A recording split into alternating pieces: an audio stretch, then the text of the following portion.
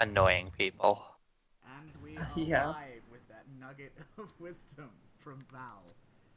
Good morning, denizens of the internet. Hopefully your mornings have been free of arguments with random people. Though, then again, it is the internet, so I doubt it. God, welcome back after a somewhat more lengthy than intended hiatus to All Things Under Heaven. A kind of 5th edition sandbox-style game in the tradition of kind of role plays West Marches or Court of Swords, set in a kind of mythicized kind of Asian influence.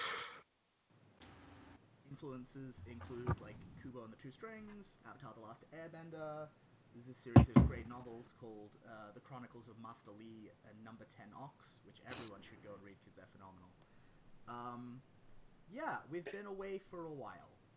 That is largely my fault.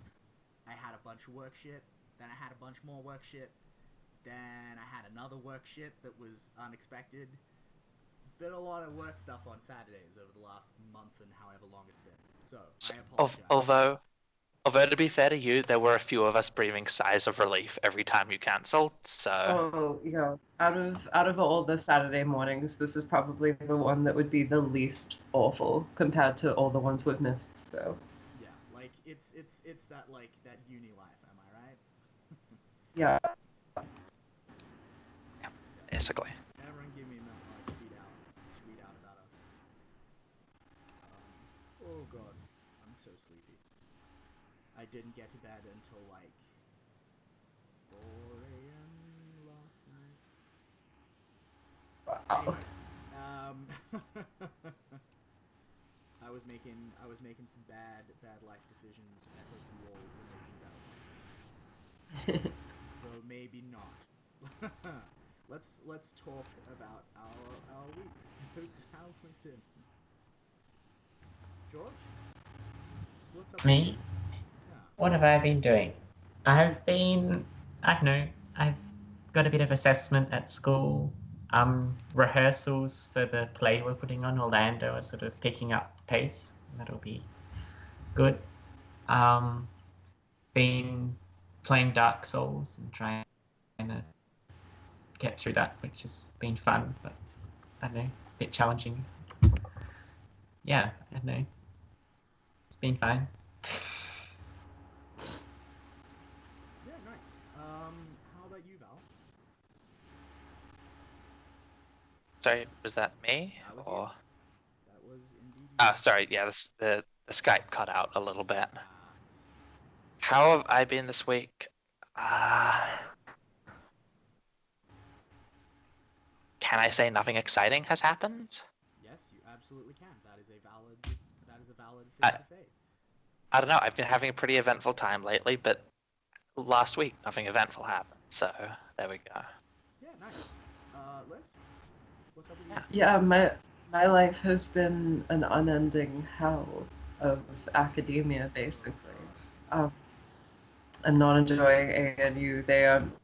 Yeah, I've got two different PhD students who don't know how to marking my work, so I'm having to fight mediocre teaching on all sides.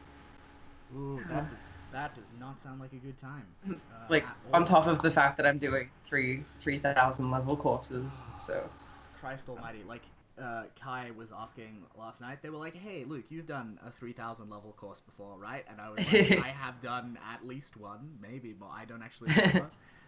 Like, are they hard? I'm like, well, I don't know. The only assessment that we had, the only thing we were marked on, right? No participation, no tutorials, two 5,000 word essays. So like, yeah. hard, easy, you tell me. Like, Mm. that was a course that Mine's a happened. bit more spread out than that, thankfully. Yeah, I think I Ian. prefer it. Ian goes hard. He's like, "Yep, we're gonna read a novel a week, like a big Ooh. classics, canon text a week, and then you're gonna write two 5,000 word essays, and that's the course. You don't want to show up to tutorials? I don't give a fuck." And I'm like, that is actually quite refreshing. Ooh. Thank you, Ian. Okay. He's good. Yeah. He's good people, is Ian. Anyway, I have been going slightly mad. There was the school holiday program, and I GM'd for children a lot. Then there was my work trip. I hung out with my co-workers a lot. It was somewhat stressful. It was also a great time, but I missed GX Australia, the queer gaming convention, and I missed out on getting to meet like a bunch of my cute friends from Adelaide, which maddening. And then like last weekend, I was meant on the Saturday to playtest my convention game for the impending convention. That did not end up happening because I was not ready. That instead is going to happen tomorrow night. But I was basically like, you know, there until 2 o'clock, just like frantically being like, no, I can finish all of my prep. And then I called it and I was like, no, I can't. It's not gonna happen. So that is the state of the union in terms of our personal lives. It's been a fair while since we played, so I'm thinking we should also probably address the state of the union in terms of the game and what the hell we're actually doing here. So, let me see. I think let's just start by like I will briefly refresh us on the premise of the game, and then I reckon let's go around and you guys can reintroduce us to your characters. So, All Things Under Heaven is a sandbox game. It is set in a great central island called Tianxia, which is very largely colonized by the Empire of Humanity, excepting for its northwestern kind of like farthest reach, where wild magic and ancient gods and spirits kind of have managed to draw back and persist on the frontier. This area is called the Wastes. It is known to be wild and dangerous and tame. People go there to adventure, to make money, to make new lives for themselves, because it's a place that is outside of Imperial control, except to like a very nominal extent. And anything past the edge of the Wastes is like very much like you're not in Imperial territory anymore. The edge of Imperial territory is marked by a town called Iron Springs. It sits at the wellspring, well, not at the wellspring, at the kind of termination of a great kind of cascading river that comes out through the mountains that surround the central basin of the Empire. So the river comes pouring down through these great mountains in a raging torrent and then kind of spreads out and levels over a plain. And on one side of it, cradled in the hills, near some hot springs, is built the town of Iron Springs. So, all of our characters are people who have come to the Wastes, come to this place in search of fame and fortune and glory. Let's hear a little bit about them. George, can you please begin for us? Okay, so I am playing Prodigal Son, who is the son of a very well-known fortune teller and sort of spiritualist, sort of fortune teller and oracle in the Empire, and he inherited his father's business. Yeah, and I've always wanted couldn't. to... Sorry, George. I've always wanted to come back to this point. Is your father dead? Still alive? Retired? Like what? What is the situation that has caused you to inherit this? Every time you say that, I'm like, but what's the story there? And I always forget to ask, so I'm asking you now. What's up with your father? Well, actually, I think maybe what happened is he was doing all these readings for sort of high up people in the Empire and stuff. Yeah. And just one day he was like, I've had enough of this sort of, not commercialism, but, you know, sort of commercialism. Yeah. And he just left. And no one's ever seen him again. I love it. And let's all three guesses where he went. And the first two don't count, right? Like, I'm just gonna write a note of that. George's father is a random encounter on a table somewhere, and we'll figure that out. We'll figure that out if we come to it. Cool. All right. Yeah. And what? And your keep telling us Yeah, I inherited his business, but I wasn't having much luck since I couldn't really tell fortunes myself, and I was mainly just sort of putting on the show, sort of making up fortunes and stuff, but I still managed to get by just from my father's reputation. And after a while, something reached out to me from the wastes, some greater spiritual presence. And since this was the first real sort of contact I'd had, I sort of grasped onto it, and I've come to the wastes to try to find this presence, which I sort of later found out to be the forgotten goddess, and trying to find her in the waste and sort of make more solid contact with her. Yeah, cool. All right, Lisk. Yes, I am Xing Feng, Oh my disgraced God, I got it right. imperial cartographer. Yes, you did. Ex-close friend of the emperor. In fact, I was very high up, very connected. And there was a military campaign that was a major fuck up. I was blamed for the fuck up because, of course, it was the map maker. Of course, they, didn't they didn't know the terrain much. Whether it was actually my fault or not, I probably wouldn't be willing to admit. But now I am out at the least mapped portion of the empire, basically trying to reclaim my fame, trying to bring back something that is so useful and so unheard of that the emperor wouldn't be able to ignore me. Yeah. So I love the empire probably more than anyone. Probably more than is entirely healthy. All Yeah. right. And Val, tell us about Climbs to Heaven. I am Climbs to Heaven, or my character is Climbs to Heaven, the disreputable raven priest, who literally preaches fire and brimstone in an attempt to sort of revive the old volcano gods. Nice. And I've just remembered that my main method of combat is not attacking anything, but engaging in theological debate. Yes. Which is pretty great. The infamous vicious mockery of Climbs to Heaven, which is that 1d4 damage. So cutting that it can literally kill. Yeah. Cool. All right. So those are our characters. Here are the highlights so far, gentle viewers.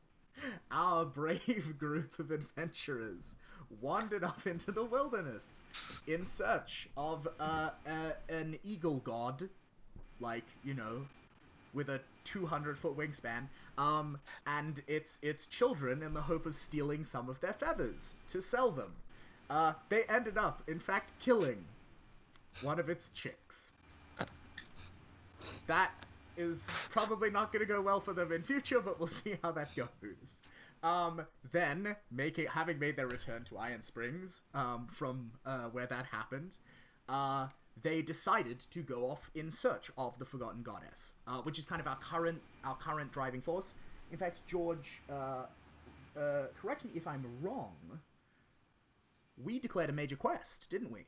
Yeah, we did. Yeah, so we are now officially, mechanics say we are, on a major quest in pursuit of stuff involving the Forgotten Goddess. Do you have the exact wording, George, of that quest on hand? Did you write it on your I'll character have sheet? to look for it. Maybe.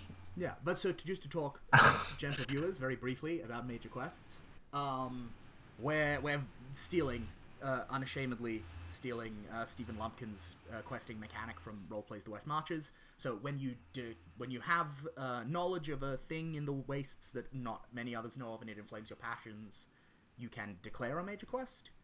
When the party is at a loose end and you reveal your major quest and say, "Hey guys, you wanna come questing with me?" If the party agree to do it, everyone gets experience. When you finish the quest, everyone gets more experience. That's basically we're off in pursuit of experience, and also knowledge, and also theological connection, I guess. So, sorry, George. No, I was just saying it's not written down anywhere. But All right, do we want to like figure out an exact wording to it? Like, is it like find the seat of power of the forgotten goddess? Is it like like devote yourself as an acolyte of the forgotten goddess? Like, exactly what is the goal of this quest is my question. Yeah. I think get a more like a stronger like contact and actually like a stronger form of communication, actually be able to like work out what's going on, and if I want to like fully devote myself, make full contact, like make contact with the forgotten goddess. All right, I'm happy with that. If you want to write that down somewhere sure. on your sheet. So the other so in terms of what we did last session towards that goal, we left Iron Springs again. We traveled through the Neuron Fens, a stinking mire of marshland where the Great River pours out into. We crossed it. We had a number of very exciting encounters, including with a child of the god Salamander. Sorry, the Salamander god of the nearby Lake Bodong, which was very intrigued to hear of the death of one of the Eagle God's chicks at your hands, and which you traded that information and some of the bloody down as evidence in exchange for safe passage to the town of Fashwan, which is the nearest, like the nearest town to the Neuron Fens. So I think, gentle viewers, I will switch us. Sorry, I'm just going to put in. Yep. It was safe passage, and with that particular one at least, some good vibes. We agreed on good vibes. Yes, it did. It agreed as an individual not to, like prey on you in future journeying. Okay, so gentle viewers, hang tight, try not to get vertigo, but you're going to switch briefly over. Here we go. So, we are all now, or should now, be looking at the map. Down here, we can see... Yeah, give me a moment. Down here, we can see Iron Springs. Up here, we can see Fashwan. And this little icon thingy represents where the party is at the present moment. So... I think we pick back up in Fashwan. So I think we open with like a long slow helicopter shot coming in through the marshes and over the marshes from like a really great height. And so we can see the marsh all spread out below, kind of muddy browns and sickly greens and like weird blues. And then we fade down and we come closer. It's as if I think we're seeing through the eyes of like a great bird above. And so we come down and we get closer and closer, and we can see kind of like little hillocks and islands and hummocks scattered amidst channels of water and like reeds everywhere. And we continue to come down, and then we see in the distance the town of Fashwan. Now, Fashwan is built right up on the edge of the marsh. So behind it, we can see fields being farmed. Not rice fields, because there'd be too much risk of the water being like cross-contaminated by the salinity and whatever of the swamp. So I think it's like millet instead. So like millet fields out behind it. The town... I think it's walled. Sorry, how does the swamp have salinity? Some swamps are saline.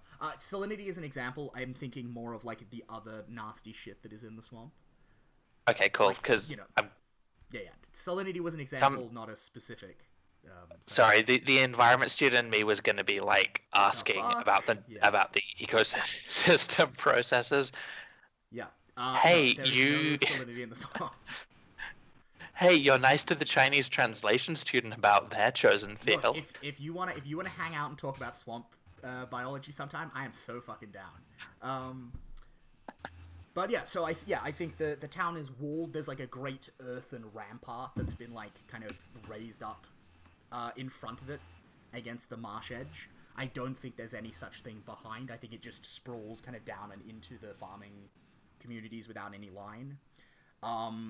Most of the buildings are made from clay, fired clay bricks, and then kind of like those like beautiful kind of like pagoda-like roofs with like kind of the long beams of kind of scarce and expensive wood, and then just like tiles coming down. I think the tiles are glazed in all kinds of colors. I think every house like has almost its own color. And as we come in this shot, we see that like the various districts of the city are like almost color coded. Like there's this kind of like fringe of like beautiful emerald green out the back near the farms, and then it like blends up through a blue into a purple as you get closer into the city, and then like right up against the wall in the like grandest and like nicest houses, there's like a purplish red kind of roof tiling. And sorry. Yeah. I have a question. Then Yes. it sounds like this town is significantly nicer than Iron Springs. Yeah, I would not significantly well. You've never described Iron Springs as having nice houses. I haven't. It's very true. I'm hearing about like emerald rooftops and Yeah, I mean that said, like this is largely a case of like it's much easier to make fancy tile roofs when you have access to a fuck ton of clay, and they're built like smack back up against the edge of a clay deposit. Yeah, and I think as we continue to pan in, and then we see the salamander, this giant salamander. It's like probably 8 or 9 meters long. Its skin is this like sleek black color, and it's it kind of like takes one last kind of like turn in the water and kind of like heaves its front half up on a hummock, and you all kind of dismount off its back within sight of the wall of Fashwan. And it kind of like smiles at all of you and just looks. Again, we get like a really intense close-up of like one of its great eyes, and then it just kind of like turns and vanishes off into the water with barely even a ripple. From there, you know, like it's like not even a 5-minute walk to town. There is it's not even a gate. Like it's like there's like a hole in the wall, literally. It's like probably, you know, like a good 5 or 6 meters across, where like a smaller wooden palisade and wall and gate has been raised. And you guys are let in kind of easily enough. And you find yourselves inside Fashwan. So Fashwan is a reasonably wealthy town in comparison with Iron Springs. Not so much in the form of like money, because there's not really anyone to trade with. But like the you know the evidence in the streets around you is that the quality of life is quite good. You know, you can see people in clean clothes that are, you know, kind of actually quite nice and obviously very well cared for and well tended and well preserved. And again, you can see like everyone is wearing like different colors. So there's like there on your left is like a woman who's like dressed mostly in purple, and then there's like a blue sash that goes across her robe, and like nothing on her is red at all. Like her lips have been painted white to avoid it. And then like over on you know, the right coming down the street is like a merchant, and he's in this like really beautiful like golden yellow kind of color, like a turmeric root kind of like monk robe color. And you know, like oranges and reds, and he's got this he's got like a wagon he's pulling, and it's full of like turnips. and all of the like tops of the turnips, the green leaves and shoots, have been wrapped in yellow cloths. Yeah. So you guys are in Fashwan, which means it is time to activate the rules for visiting town. So, step 1, sell goods. Does anyone have any goods to sell? I don't think we actually acquired any goods. Alright, so step 2, town actions. I mean, we've got shitloads of feathers, don't we? Yeah, that is true. You do have shitloads of feathers. If you would like to try and sell your feathers, you could do that. Why do we need money? What kind of things are going to be available here? Like a better sword? Here? Right, okay. Yeah, so as you look around the town, and kind of like, you know, take a bit of a quick wander and kind of get yourselves oriented, you notice something really, really weird. There are no merchants anywhere in this town.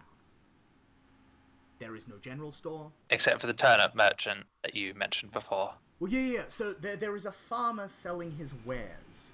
There are no, like, merchants who buy goods from other people and sell them on themselves. Right?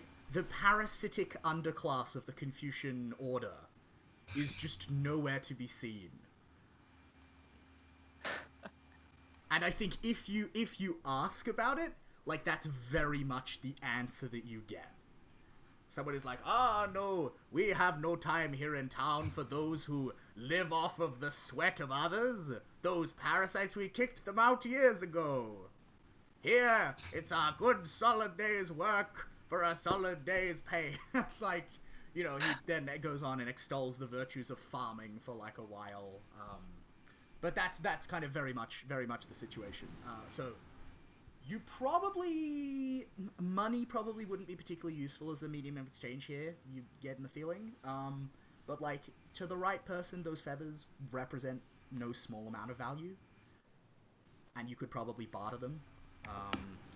But then you also could barter them later with other salamanders or similar creatures. So, like, you know, you tell me. Cool. So, can I just have like a quick party vote? This place seems way cooler than Iron Springs. Yeah. But let's just make a home here. Yeah, look, if that is the thing that you guys want to do, I'm totally chill with it. We can totally like recenter your like home base to this town permanently. I'm okay with that. I don't mind. All right, so visiting town. All right, so you guys now are you staying here? Is this a short stay, a medium stay, or a long stay? I don't have any reason to hang around. Yeah, I'd say a short stay because yeah, so just I'm like sort a of day. Yeah. Yep. And I'm keen to get on. Prodigal Son is like always like glancing up at the sky and it's like Because getting a bit paranoid. we'd already gotten information from the salamander as to where to find the altar, didn't we? You absolutely had.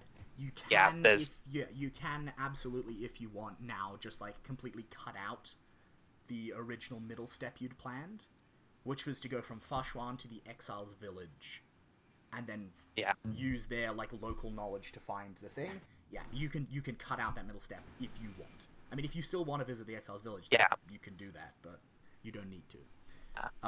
Perfect. I was just saying if we had to gather much information, so I guess a short stay in town. Yep. Okay. So so like a day or so. So everyone gets to choose one of the following options. You can gather information. So you can go around the tea houses and the guard stations and the gambling dens and kind of like try and learn a rumor from the local area. You can try and investigate a rumor you already know about that like this town might have more information about.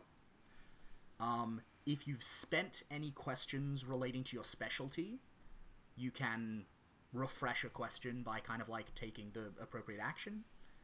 You can identify an artifact if you have a magical artifact. Or you can try and use one of like the businesses or establishments that the town has.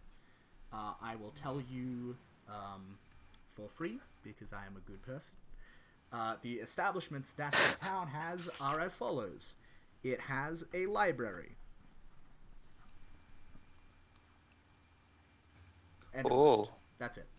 Oh, I'll go to That's the it. library. Like, you know, like, okay, yeah, and it's got, like, this cabbage merchant on this corner, and this cabbage merchant on the other corner, and this millet market, but like, there's no organized places of business in the same way. Actually, so it also has a like a market square. I'll give you that. I think that's reasonable. My cabbages.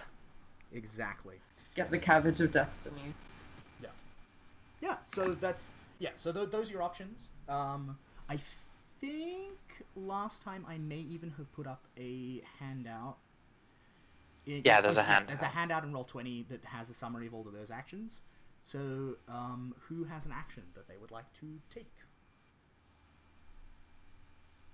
Can I investigate like any rumors about Cormorant's Watch or anything that Yep. the town knows about it? That absolutely sounds like a legitimate thing to do. Val, what were you thinking? Oh, I was going to refresh a question. Yep, fantastic. Yeah, I think there's definitely like a local... Because yours is spend time with local priests, yeah? Your refresh action? Oh, we didn't agree on that. Alright, let's nail it down now. Consulting books of religious lore or exploring temples. So there's a library. Yeah, there's a library. Yeah, so that'll be easy enough. Yep, cool. And then, Liz, does Xingfang have an action to declare? I absolutely want to go to the library. Is that libraries tend to be very quiet? This isn't the sort of place where you'd overhear conversations, right?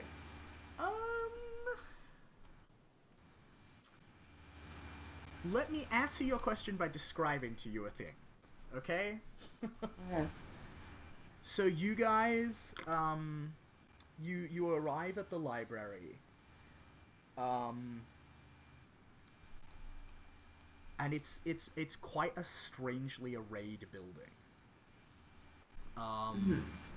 You go inside, like it's like one of the bigger buildings in town. It's got, I think, like deep purplish black tiles on the roof, and as you head inside, you realize that like the color red is nowhere. Nothing in this building is red at all. Are either of you wearing any red?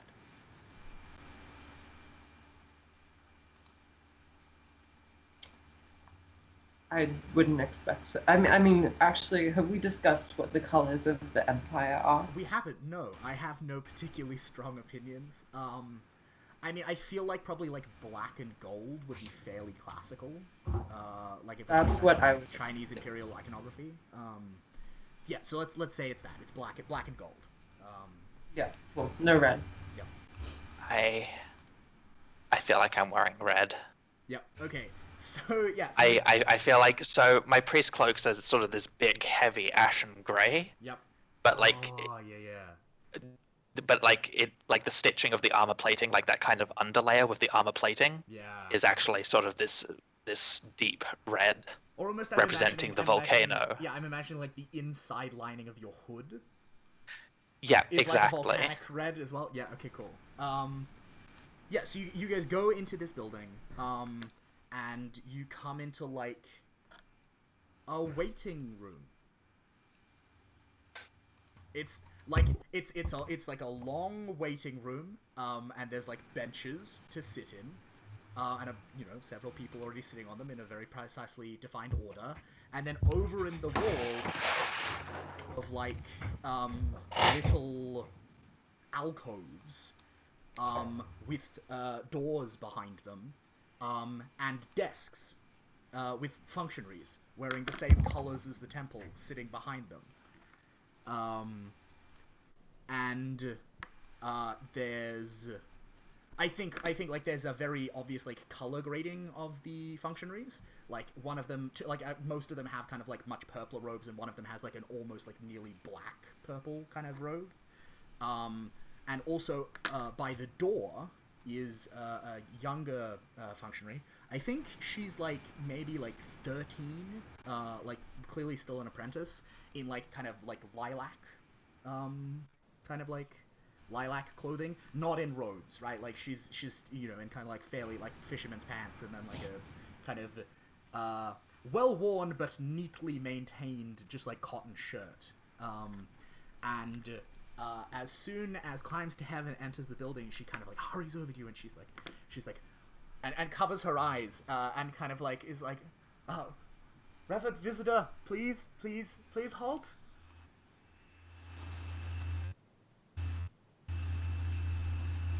How do you respond? I halt. I halt. Yeah. And she's like, thank you. And she kind of like she opens her fingers slightly to peek through and see that you've halted, and then immediately closes them again because she's like, oh wait, I'm not meant to look at that. The red isn't obvious. It's like glimpses. Yeah. I think like they're very sensitive about it, right? Like it's Right. a big deal for them. She's like, my 1,000 apologies, revered visitor. But you will need to replace your vestments if you are to enter the library. The color red is taboo here by decree of the Divine Order, and it must not taint this sacred building.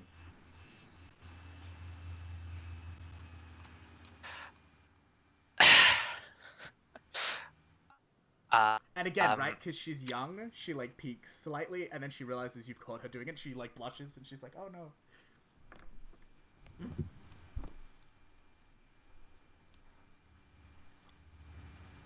These robes are my robes as a priest. I shall not remove them. And she makes. I can teach you of divine order if you wish. I think she makes like a distressed noise because like she's doing everything she's been taught to do, but you just won't remove the. Why are you being so difficult? She doesn't know what to do, and it's her first day doing this job by herself, and you're gonna make her look bad in front of. And she's like desperately thinking, and you can like she is not very good at concealing her emotions. You can see all of this. And you know what? And I say this. Yeah. And I'm gonna interrupt. I'm gonna say. My apologies, child. Is there an elder priest I can talk to about my garment? And I think, like, she hesitates, and you can clearly tell the answer is yes. But she doesn't want to have to bother the head bureaucrat with this. And so I think she, like, kind of like keeps her hand in front of her eyes, but you can see like glimpses of her eyes darting to either side of you, like searching the room. And I think her eyes like catch on something, and she's like, "One moment, please, reverend visitor," and she like dashes off to the left, and then comes back with a big purple sheet, essentially. And it's just like. Humblest apologies for asking this inconvenience of you, but would you please, for the sake of our gods, and the maintenance of the Divine Order, wrap this around your vestments while you're in the building? That is an acceptable compromise. Cool. As the, oh my god, my robes are priest robes, they're fancy. It's actually like orange and red silk on the inside. Yeah, sorry, I just looked up a picture of lava, and I'm like, oh my god. Oh yeah, well, especially because I'm imagining that like both like the oh god, what's it? Luhai, your homeland, produces both like saffron essentially, and like a cochineal like really intensely red dye.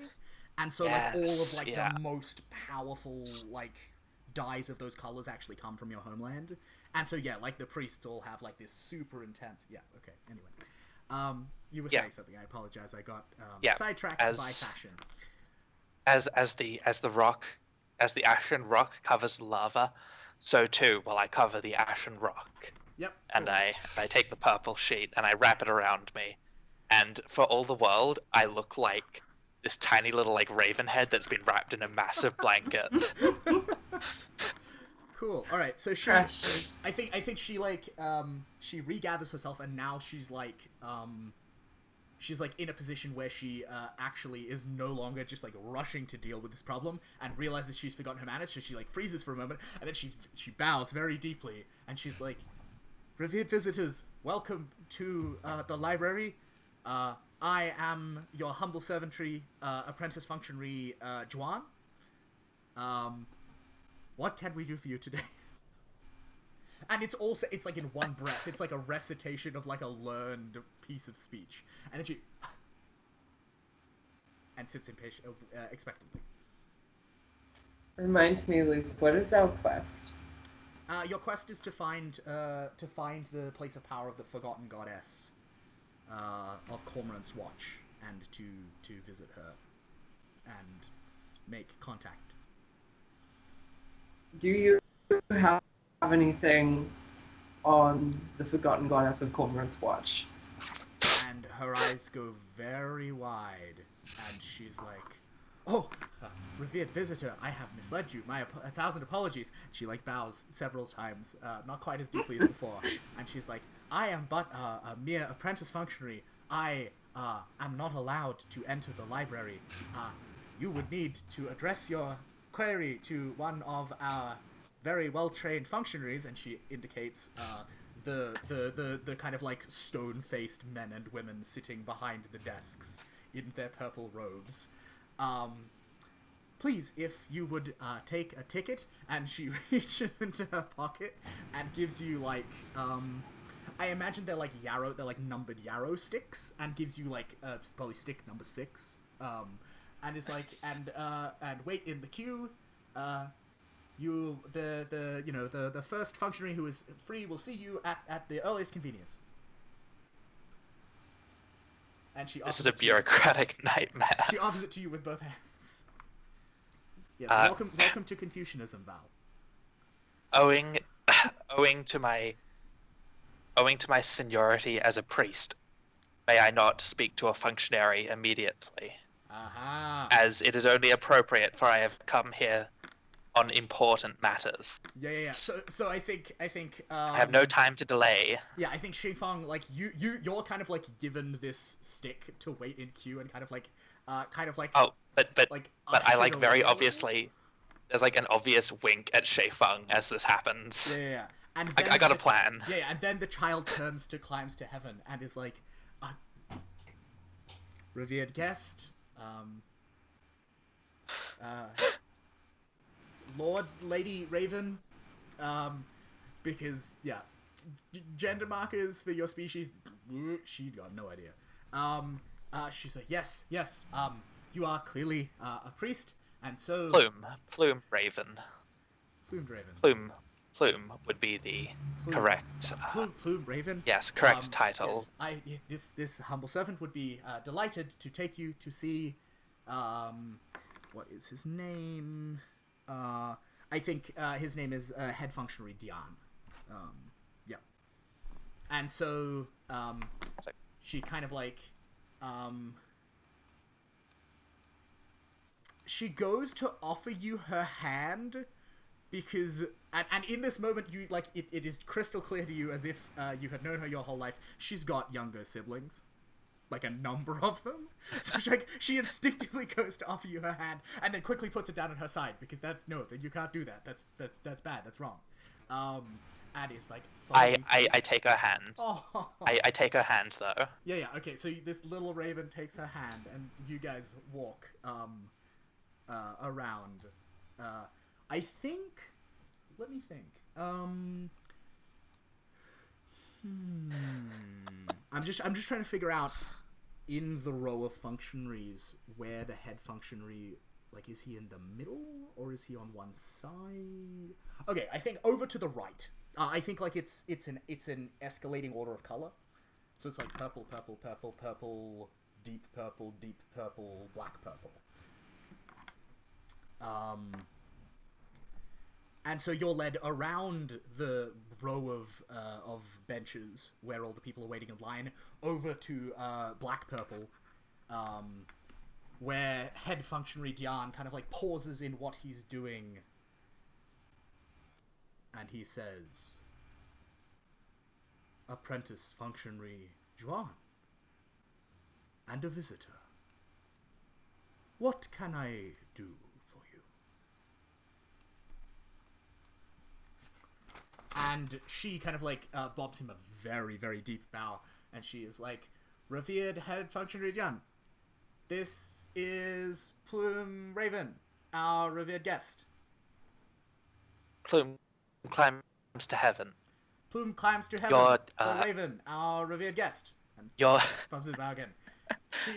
assistant functionary has been most kind. Yeah, they have come to talk to you. And then she kind of like blushes because she doesn't know what to say and looks down at the ground. Yep, and I think with that she kind of like she kind of like looks at you, like she bows and she blushes. She looks at the ground, but her eye kind of like shifts to look at you, like, come on, do something. Oh God. Yeah. So I say to the head functionary that they're junior assistant, second undersecretary functionary. Is that the right? position? Something like that. Yeah, like. Yeah, has been most helpful, and I explained that my companion and I have come to avail ourselves of the theological texts in the library on a matter of utmost importance, and I ask his benevolence in allowing us entrance.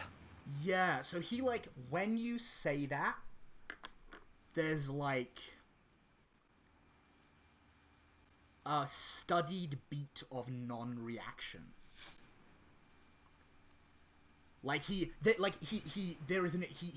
goes to have an instinctive reaction and like suppresses it, and you see him do this, and he is like,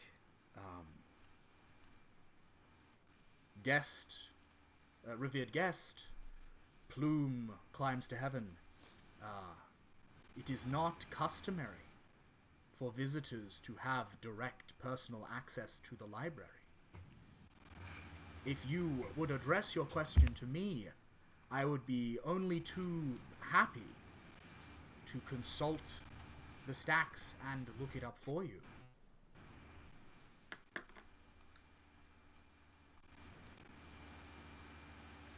So at this point, I will say,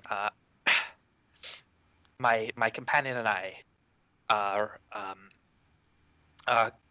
conducting vital inquiries into the into the religious hierarchy of the surrounding area, of the religious orders of the surrounding area, and we're hoping access. He steeples his hands and he's nodding. Access to texts of local law. In particular, I believe my companion was interested in the location of Cormorant's watch and the ancient purposes of it, whereas for myself, I'm more interested in the spirit flows of the wastes, which are rather unique, and any texts which may be local to this area would be most helpful. Yeah, so I think for us to peruse. Yeah, we're only in town for a day or two at most. Yeah, and so I think he nods along as you do this, and as you start describing your inquiry, he takes up a quill, an ink brush, and dips it in some ink, an ink pot on his desk, and starts writing out it's basically a request slip, right? Like it's like a long, thin piece of paper, and he starts. And you notice that the ink is like the same black purple as his robes. And if you glance to your left where someone else is being seen by the next functionary along, you can see that the ink that they're using matches their slightly lighter robes, which presumably is some kind of tiered priority system that they have going. But yeah, so he... And then he is like, "Visitor, we will do our very best to assist you with your query." And I think at this point... Thank you kindly. I think at this point I will get you to make a roll to see how effective you have been. Oh. So, And as an afterthought, Yep. I say, my companion is also a cartographer by trade. Any local maps may also be welcome. Yeah, so I think he jots down another line of characters. All right, so Jem, can you give And me? I have like little raven talons, and I'd give a thumbs up over to my map making friend. Nice. Can you give me? Because I think so. Weirdly, this library with most libraries, you would now be rolling like history or like research or folklore, right, to use them. In this library, you have to roll social skills because you don't actually do much of the direct research part. So can I get you, Jem, to make a DC 15 persuasion check to see if you manage to convince him to give you access to the good books you need to refresh your specialty?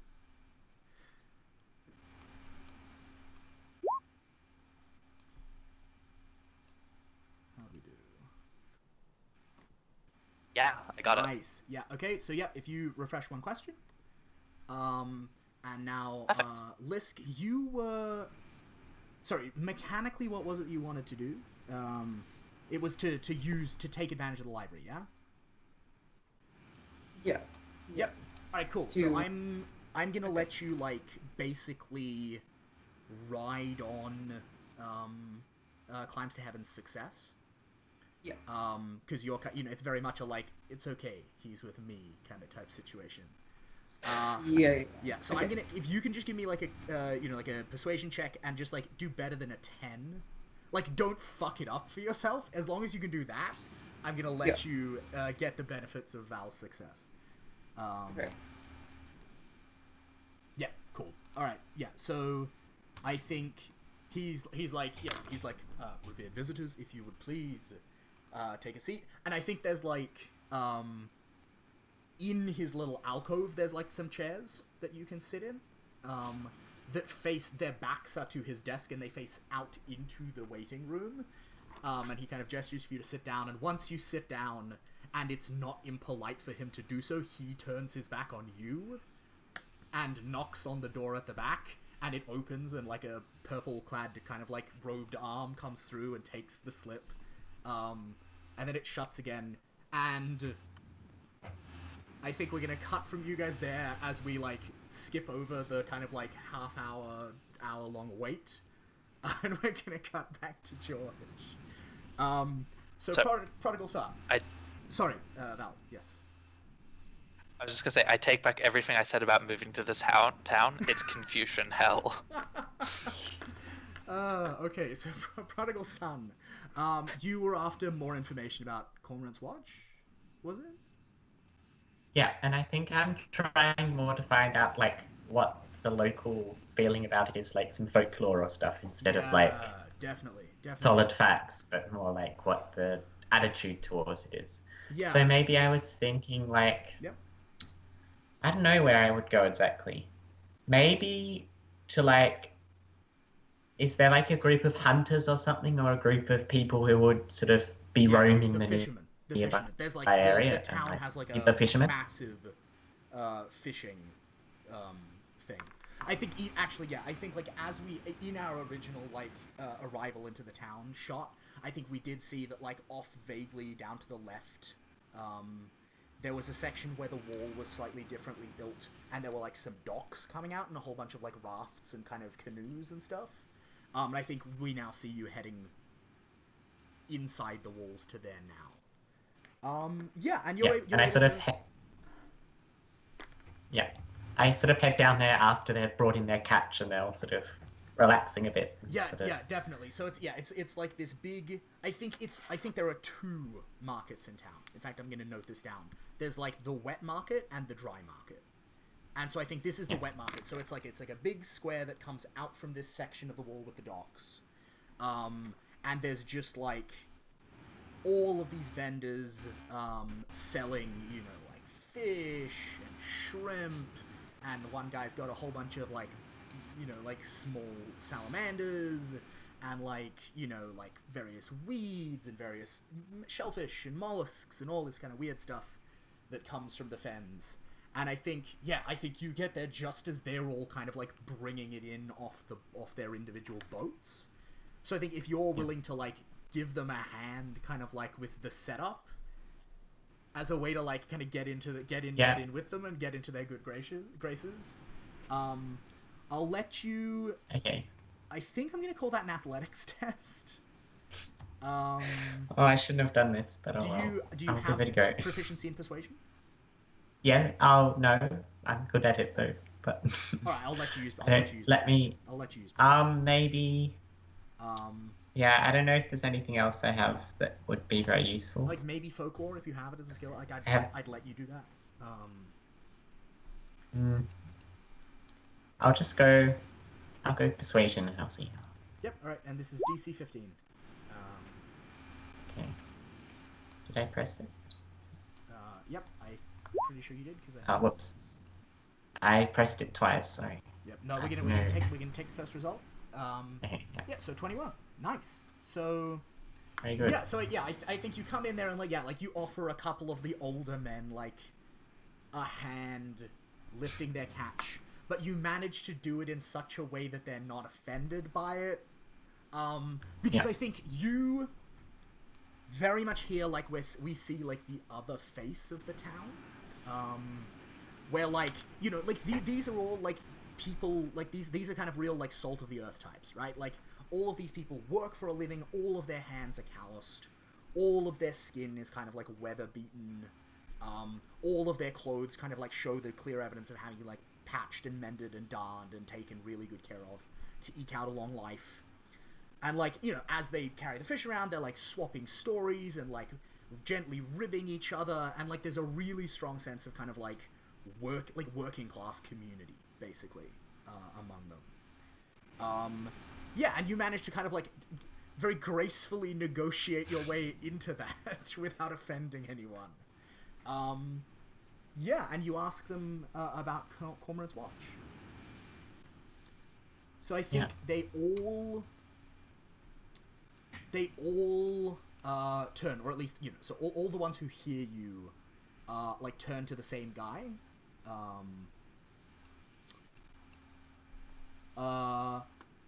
Yeah, he's like an old man, right? Like like he couldn't be more than 5 foot tall. He's got very little muscle left on him. He's like like very lean muscle and skin and bone and not a lot left. I think he's like bald. He's like got a shaven head and like shaven face, and he's clad in like a kind of murky greeny brown robe. And again, you notice that there's like no orange like anywhere on his person, or in fact, and this you notice this because they're all going like out of their way to avoid it. There's not only any orange on his person, there's no orange in any of the surrounding stalls. Like they've all set up in a very carefully calculated pattern so that no one's color taboos are next to them either. And so yeah, this old man who's like an eel fisherman, he's got this like long pole with like a little wire hook, noose at the end. And he's got like an armful of eels that he's like laying out on a table. He's like, yes, Cormorant's Watch. Yes, I nearly went there once, but then I thought better of it. It's a dangerous place, boy. You know the stories. And he looks at you expectantly as if you should know the stories. Like a nice young man like you, clearly. Yeah. And you... I'm like, sorry, sir, I've come from afar. I'm not aware of the stories of this area. So. Well, I apologize. Welcome to Fashwan. Do you hear that, lads? He's new. And then they're all, he's new. He certainly can lift a barrel of fish well enough. Hey, you'll fit right in. And then, this like chorus of approval comes out, and like a couple of like big burly fishermen like slap you on the back, and I think one guy offers you like a just fresh off the fire like roasted skewer of like prawns, and you're like you're one of them now. It's cool. He's like, yes. Well, Cormorant's Watch. It's they say it's a dangerous place.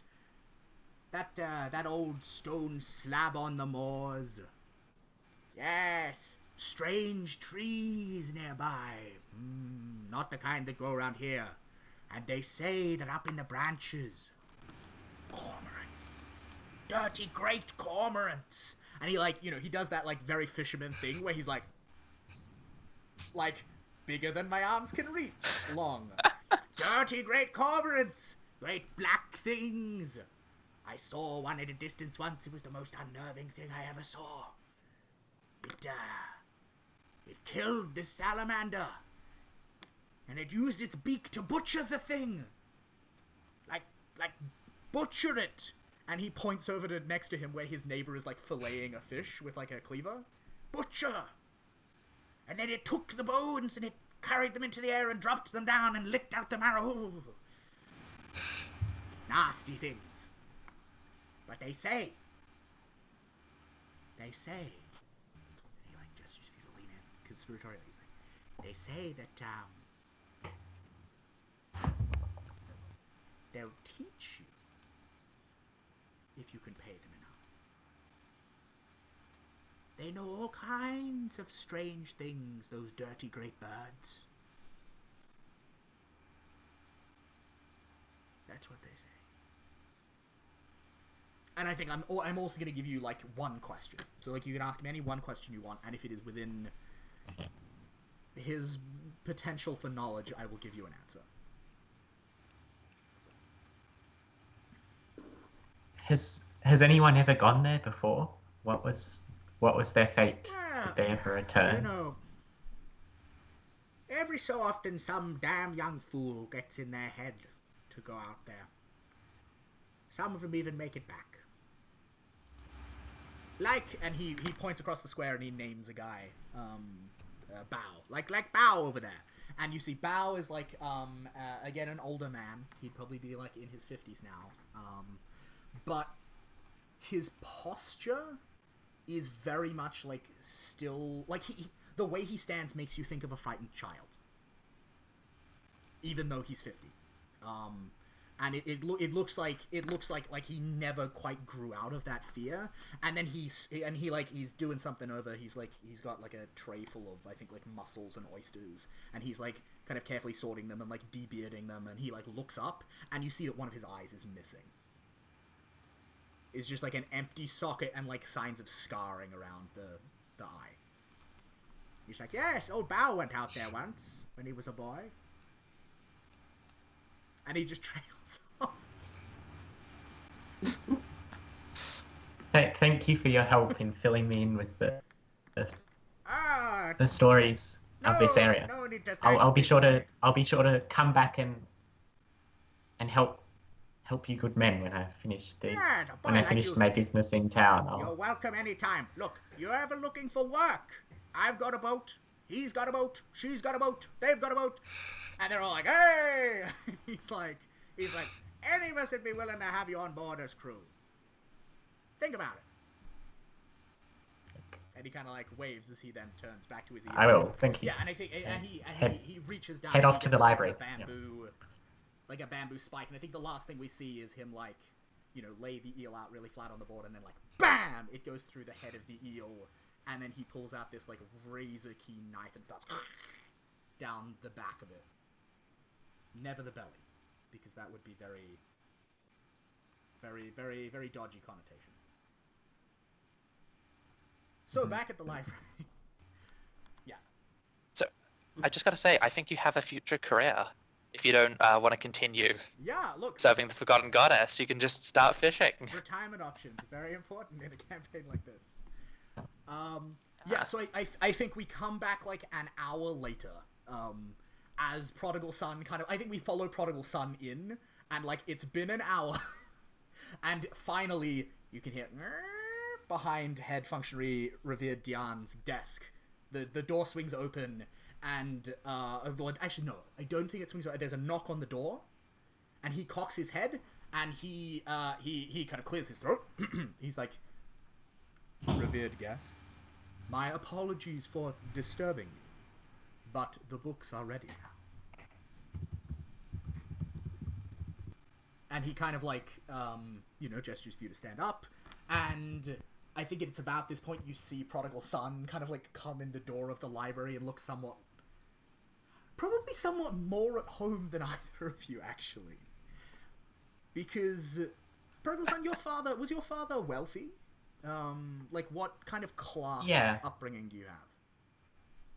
Well, I'd say, like, definitely not, like, high class, but sort of, like, merchant class. Sort of, Okay, yeah. Because he served the high class people with his like fortune telling skills, but wasn't ever sort of part of them. Yeah, I suspect this is actually quite familiar to you because back in the Empire, like, in the kind of like upper echelon, richer tiers where libraries exist, like none of the nobles want to dirty their hands with a book. They just want to ask people their questions and have answers told to them. Whereas, like, Xingfang was in, like, the business of researching, and so has a very different, like, lens into imperial library culture. Like, for you, this is kind of normal, right? Like, and so, Climbs to Heaven and Xingfang, do you guys, like, beckon Prodigal-san over to come with you, or do you just, like, leave him in the waiting room? No, I'd wave him over. He's part of our troop. Alright, cool. Yeah, so he comes over and part of our gang. Yeah, and head functionary revered guest, welcome to the library.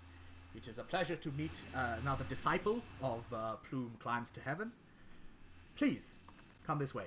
And he leads you around his desk and opens the door, and through on the other side of the door is a room, a small room, with like a single desk in the middle of it, and like a reading chair, and on the desk are like a number of books and then a couple of scroll cases. And there's no one in the room, and on the other side of the room there is another door, an identical door. And presumably from there you then go deeper into the library. And he kind of like, he kind of indicates the books, and he's like, our functionaries have done their very best to find the volumes you have requested. It is my sincere hope that they are of use to you.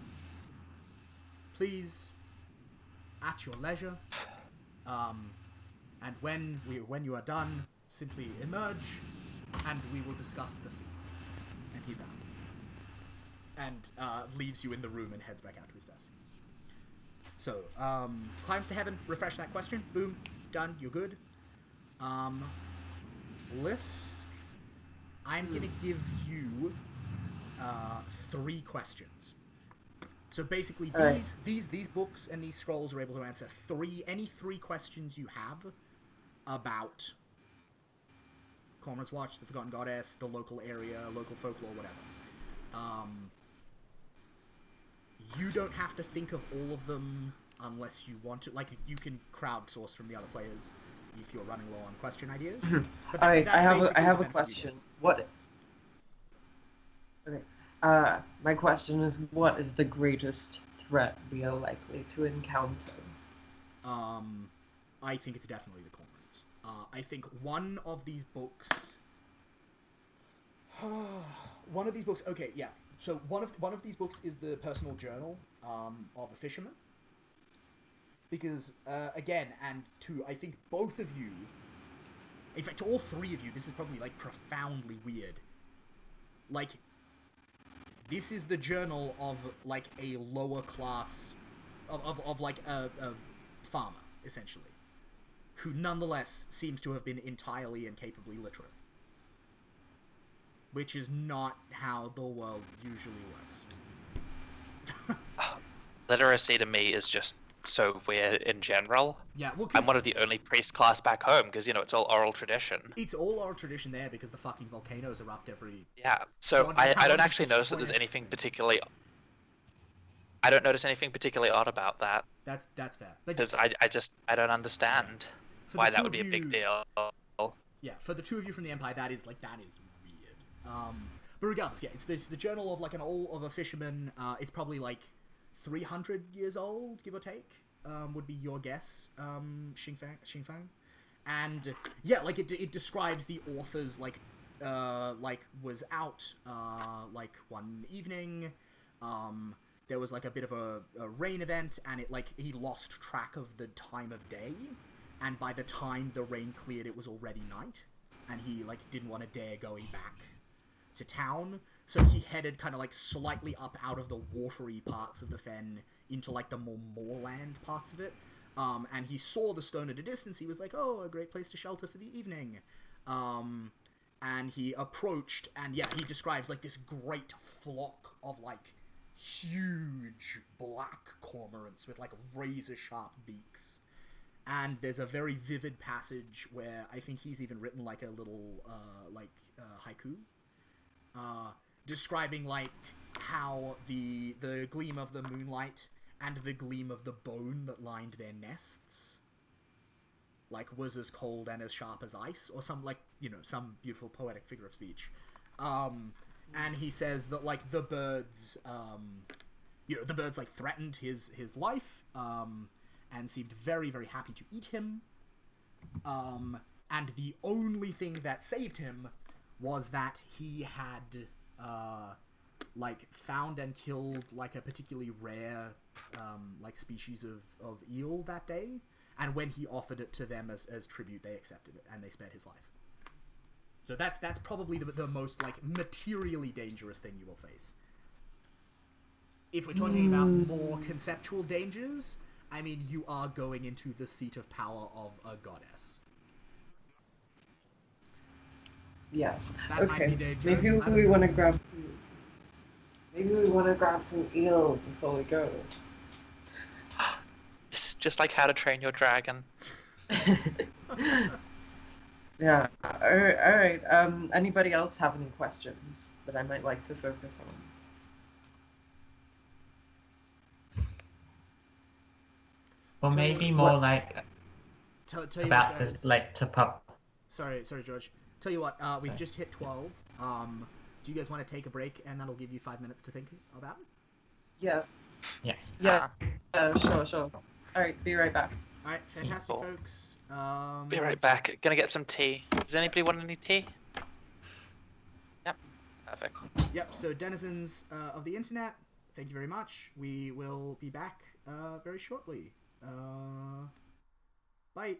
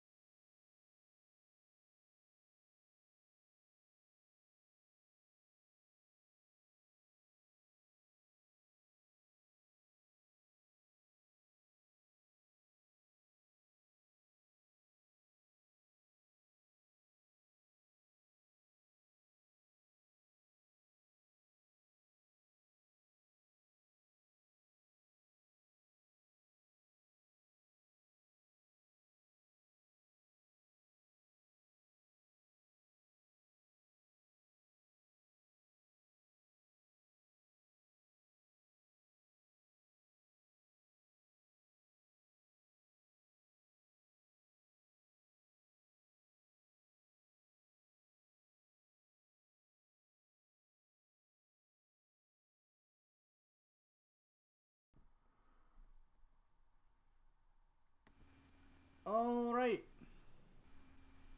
Hey there, folks. Welcome back to All Things Under Heaven, a sandbox campaign of kind of setting exploration and deep mystery in an Asian influence setting. We are currently in the bureaucratic library of the town of Fashuan, consulting their rare books for information about Cormorant's Watch and the Shrine of the Forgotten Goddess. Now, our fearless person who's actually using the library is currently is just heading back. So in the meantime, can I ask, are you guys feeling like we want to go to the fortune teller again today and redraw hexagrams? Or do you want to stick with the ones from before? Let me check I think what my ones from before are. Yeah, certainly for the interest of time, I think there's a case to be made for just leaving them. But we got options. Yeah, I think I'm going to stick with my hexagram. Cool. Yeah, I'll stick with mine. Yeah. Can anyone remind me? I feel like the group hexagram is going to come up at some point. Yeah, what is the group hexagram? I've totally forgotten. When taking a course of action that is unusual or socially frowned upon, the first action to do such a thing gets advantage, which is just bound to eventually come up with our group. Like, you should have just bowled past that little girl. You should have just been like, fuck you, no, I will wear my robes into the temple, because you would have got advantage.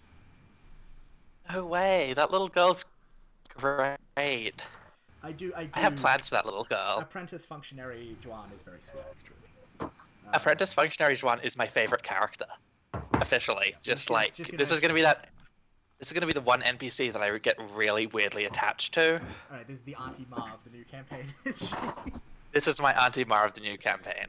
Yeah. Alright, so, we're back in the library. Hey, sorry about that. All good. Xing Feng. Your second question, please. George, you had some idea. I mean, Prodigal Son. I was wondering, about the topography of what's it called? Of Cormorant's Watch? The Neuron Fens the in Neuron general Fens and in general. Cormorant's Yeah, Watch. Absolutely. And so, sort of you were talking about how it goes up into sort of more land. Yeah, it does. So, the Neuron Fens, it kind of there's a section that you passed through on your way here from Iron Springs. Gentle viewers, I'm pinging it now. Which is kind of forested woodland, and it's where Gulao Forest and the Neuron Fens kind of bleed into each other. Then the Neuron Fens kind of just becomes marshy muck and disgustingness, where the river feeds into it. There's a very slight downward kind of slope to its topography in towards until you get to Lake Bodong. But then up from Lake Bodong here, there is, kind of a slightly drier, slightly marshier, more moorland kind of area where it starts to rise up into the mountains behind it. And that, apparently, if we just ping it again, that is apparently where Cormorant's Watch is. Cool. Yeah, as best as you can tell. Third question. Awesome. Okay.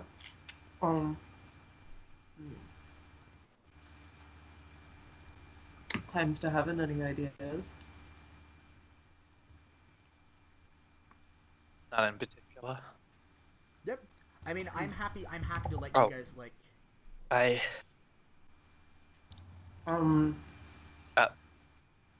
Yeah. Val, sorry.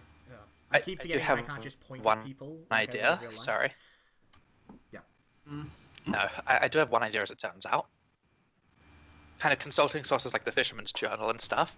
Yep. Could we find indication of where some safe rest spots might be? As in waypoints, places where travelers stop and have safe rest. Yeah, I mean, I'll put it out there for free. They will be out of date, right? By potentially as much as 300 years. But I'm totally cool to allow that. I reckon what I will do is I will give you guys a training dice, So I will give you guys like a floating D4 that you can spend on your journeying checks at any point during your journey.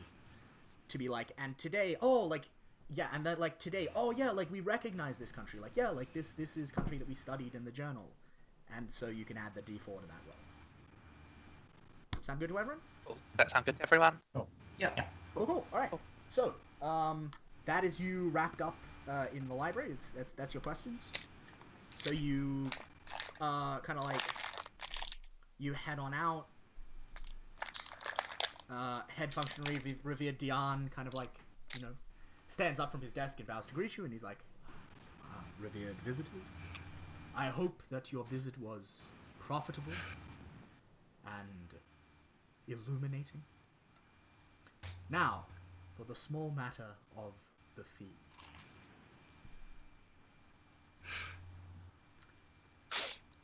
And he pauses as if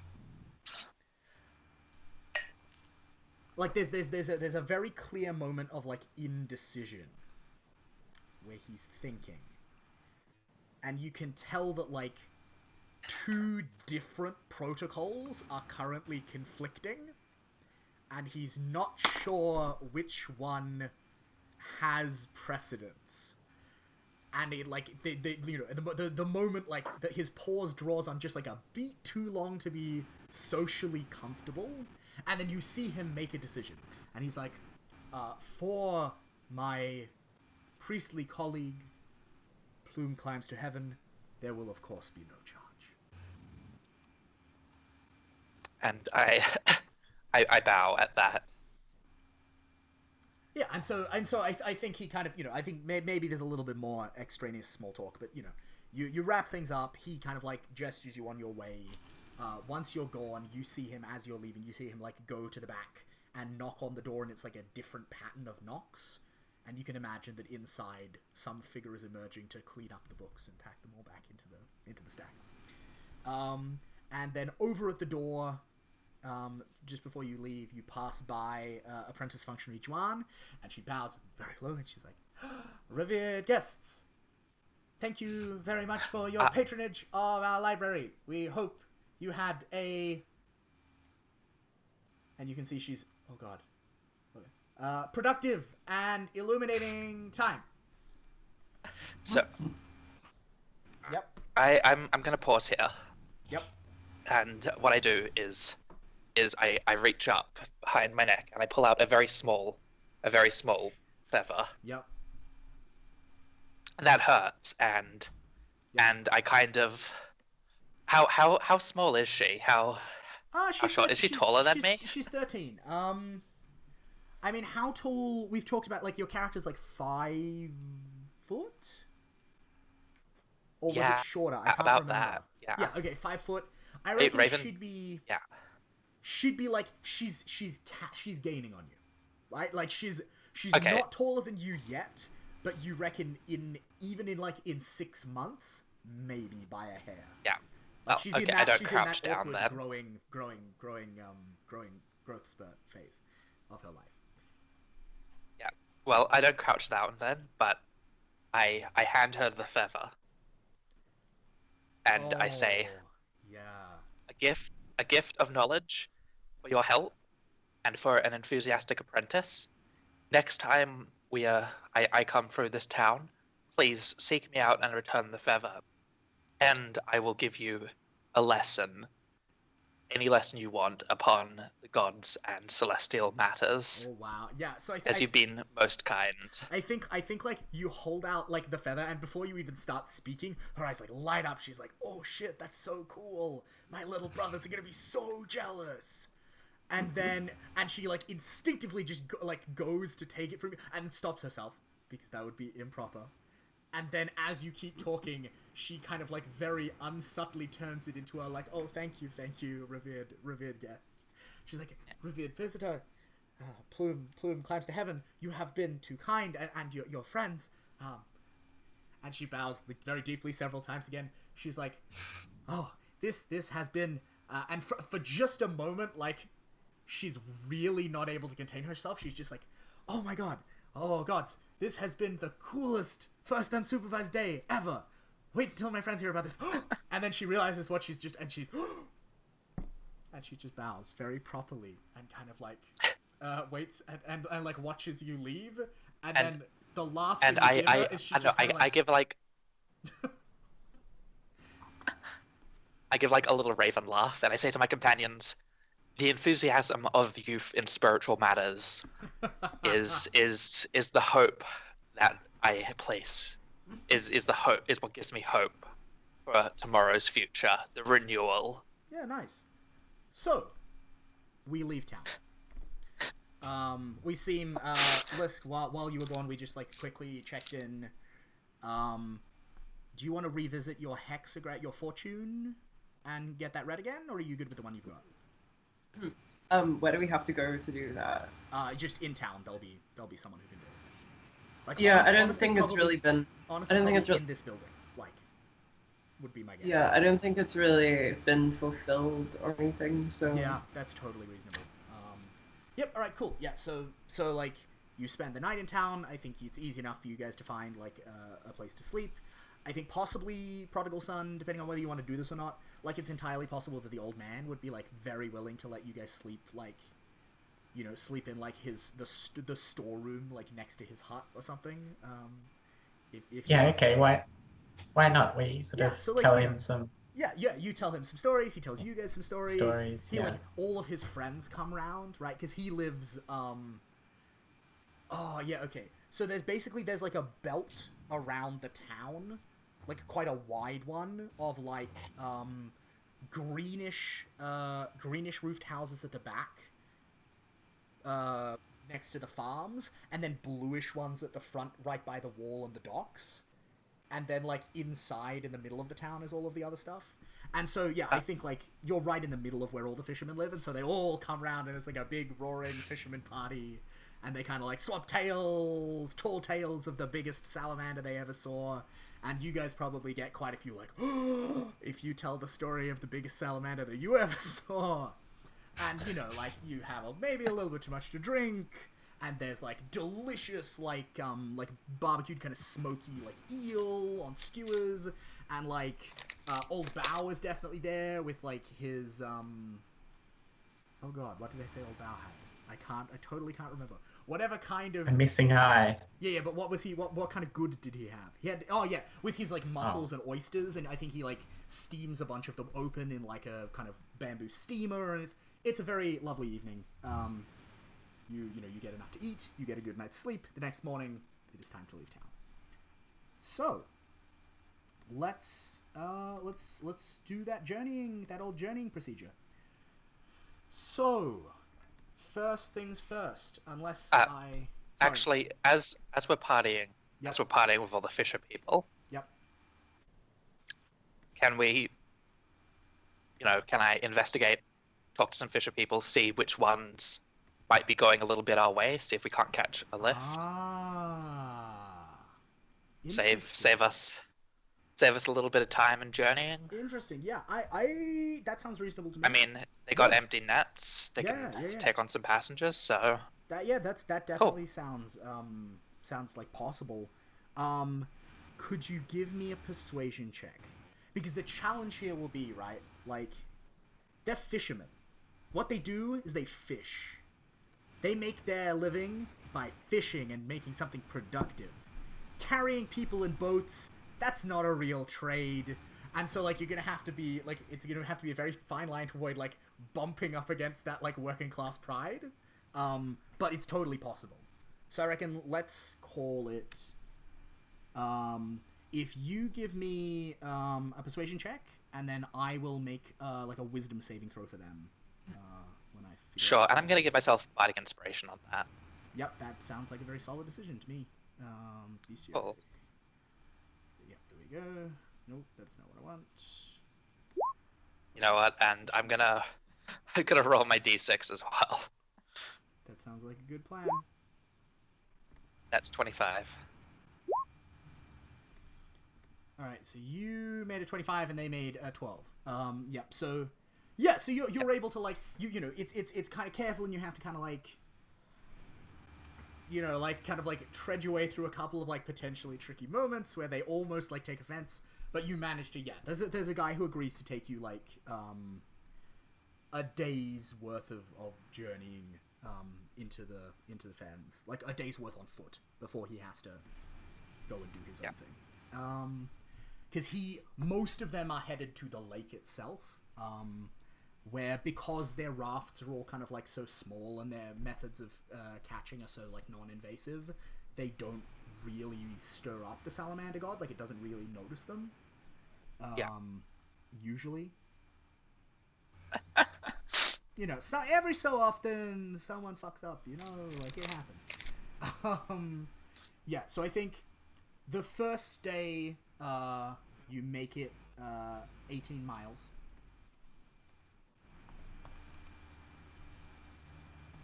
And I think this is a part of the fens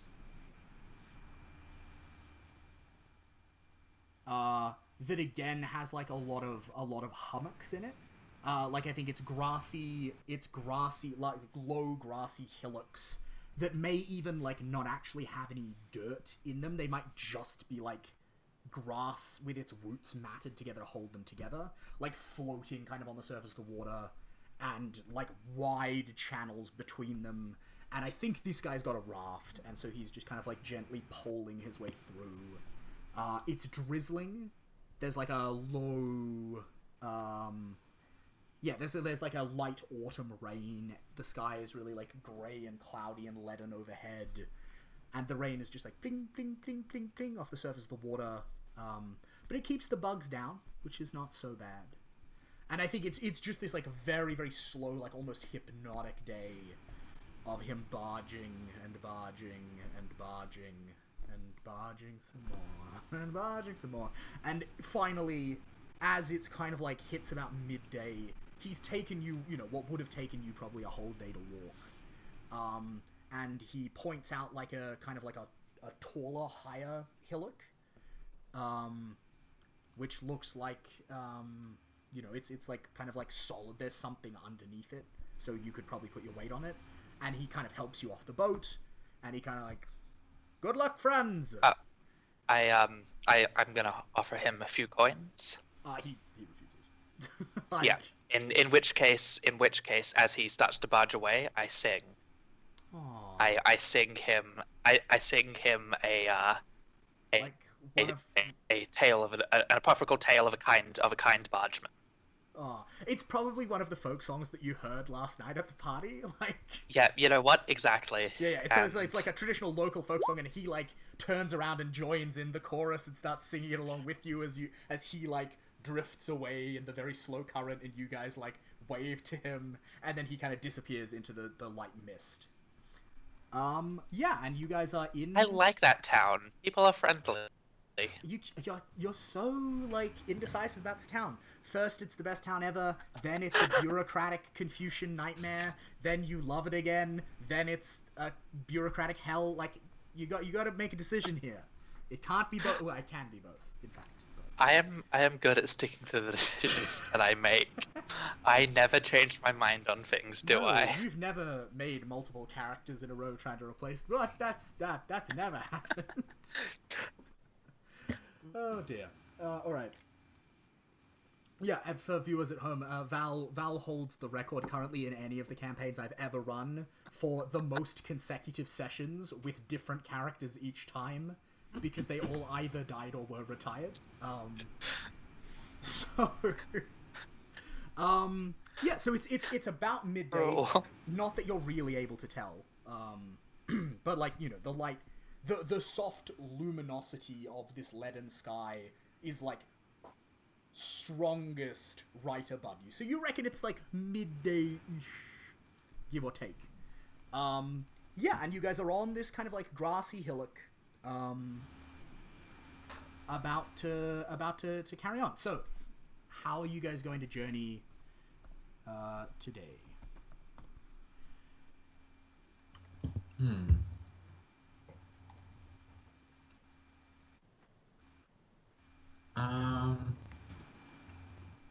What are they again? The So it's, exploration, exploring, stealthily, yeah, or exploring, which is based on athletics and is all about speed.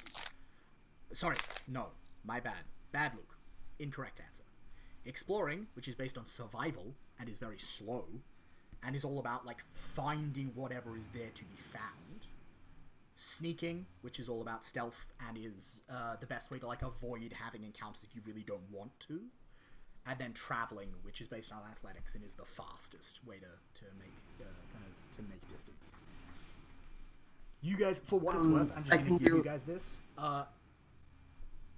You guys reckon you could, if you pushed it, you could be at Cormorant's Watch, like potentially by the end of tomorrow, maybe even sooner. Like it is not far away. Okay, I could definitely do traveling. The other things I'm not so great at. yeah. Well, how about we do that? That sounds good. All right, so we're gonna I don't like this song. Yeah, we're gonna travel. We're gonna go as fast as we can.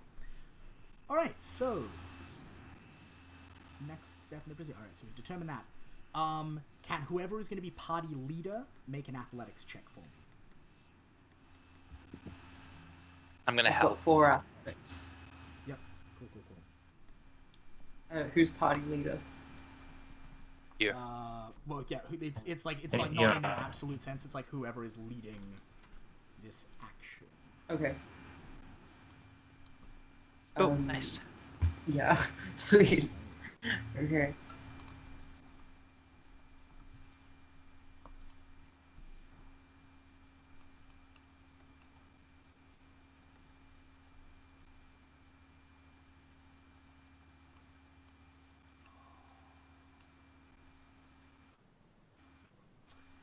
Right. Okay. So that was a 20 list. Yeah. Cool. All right. So with the 20, you get a stock of 2 adventuring actions, 2 journeying actions. With traveling, you can use them to do the following. You can spend one to give the party advantage on saving throws against bad weather. You can spend one to pick up your pace, like overall, and basically gain an extra hour's worth of movement over the course of your traveling day. Or you can spend one to give the party advantage on athletics and acrobatics tests for an hour. And you don't have to declare that like right away. You can just like kind of like as you go along, figure it out which ones you want to do. Yep. Okay, athletics and acrobatics checks, would they be useful in fighting? No. They would be more like if you guys came to like a river that you had to ford, or like if we break away from the swamp aesthetic entirely, like if you guys were in the mountain and had to climb up a particularly tricky stretch of path or something, like they would be useful for that. I'm just going to be back in a sec. Sounds like somebody's fire alarm is going off, and I just want to make sure the building's not on fire. That sounds like a very good thing to do. Be right back. I am strongly in favor of players not being on fire while they play. Yeah. On this installment of The Other Office Hours with Luke Jordan, don't light your players on fire. It's bad GMing technique.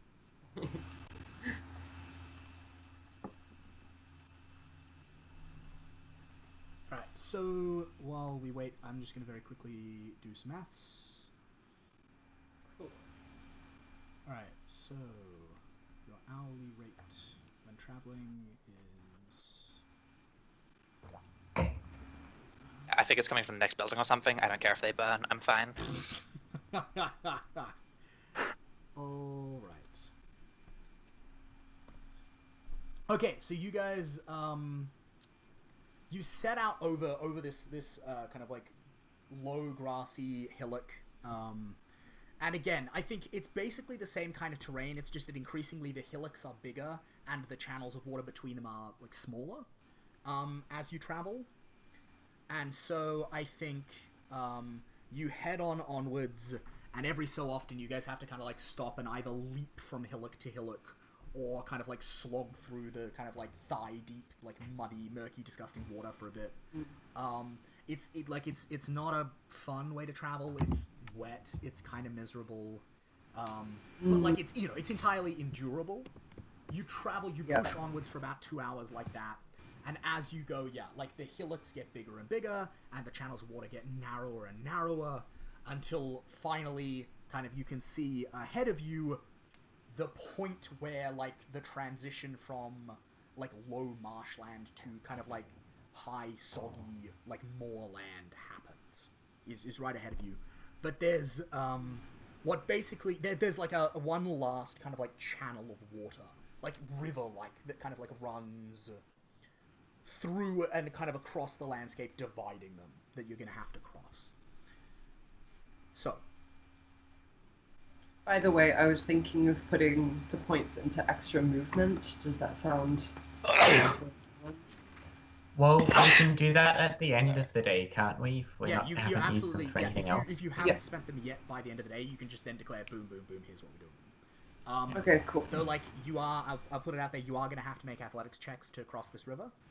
And so spending one of them on the advantage might not be a bad idea.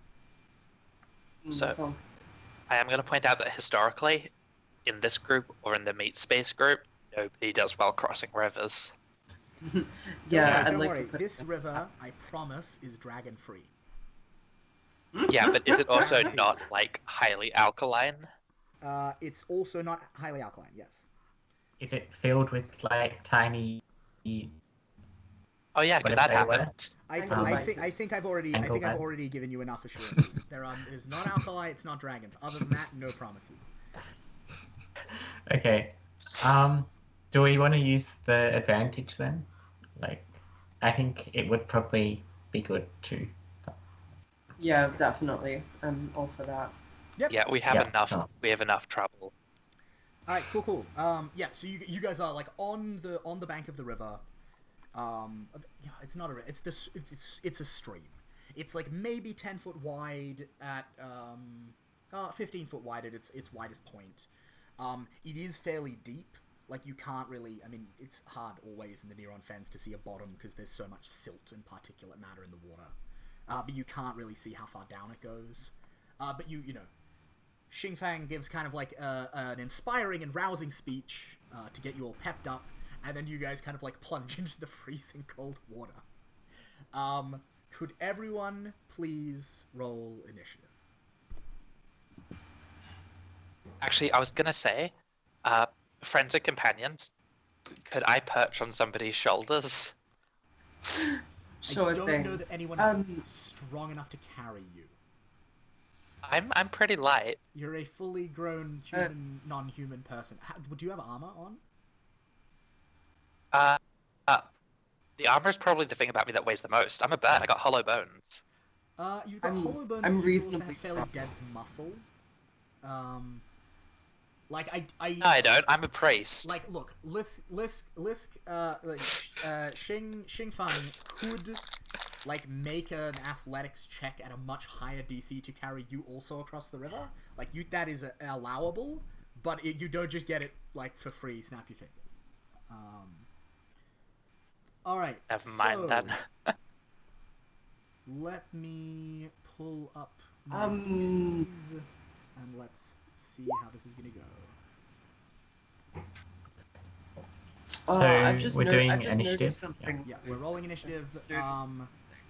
People watching on Twitch can see the minor spoiler of what is about to happen.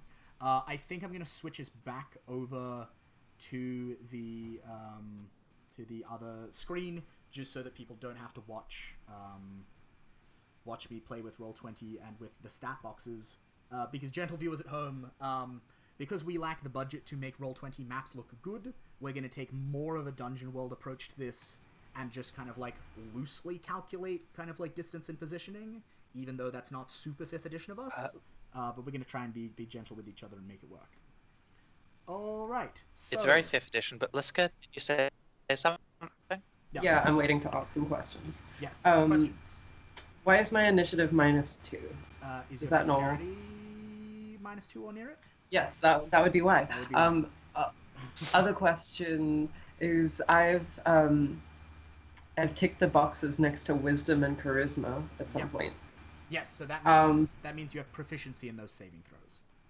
Yeah, but it's not updated over on the left. Did I just forget to do that? Sorry, let me just have a quick look at your character sheet and talk me through that again. Where are we? Shebang. So you've ticked the boxes. Yeah. So that means you have proficiency on the saving throws. It doesn't increase the stats.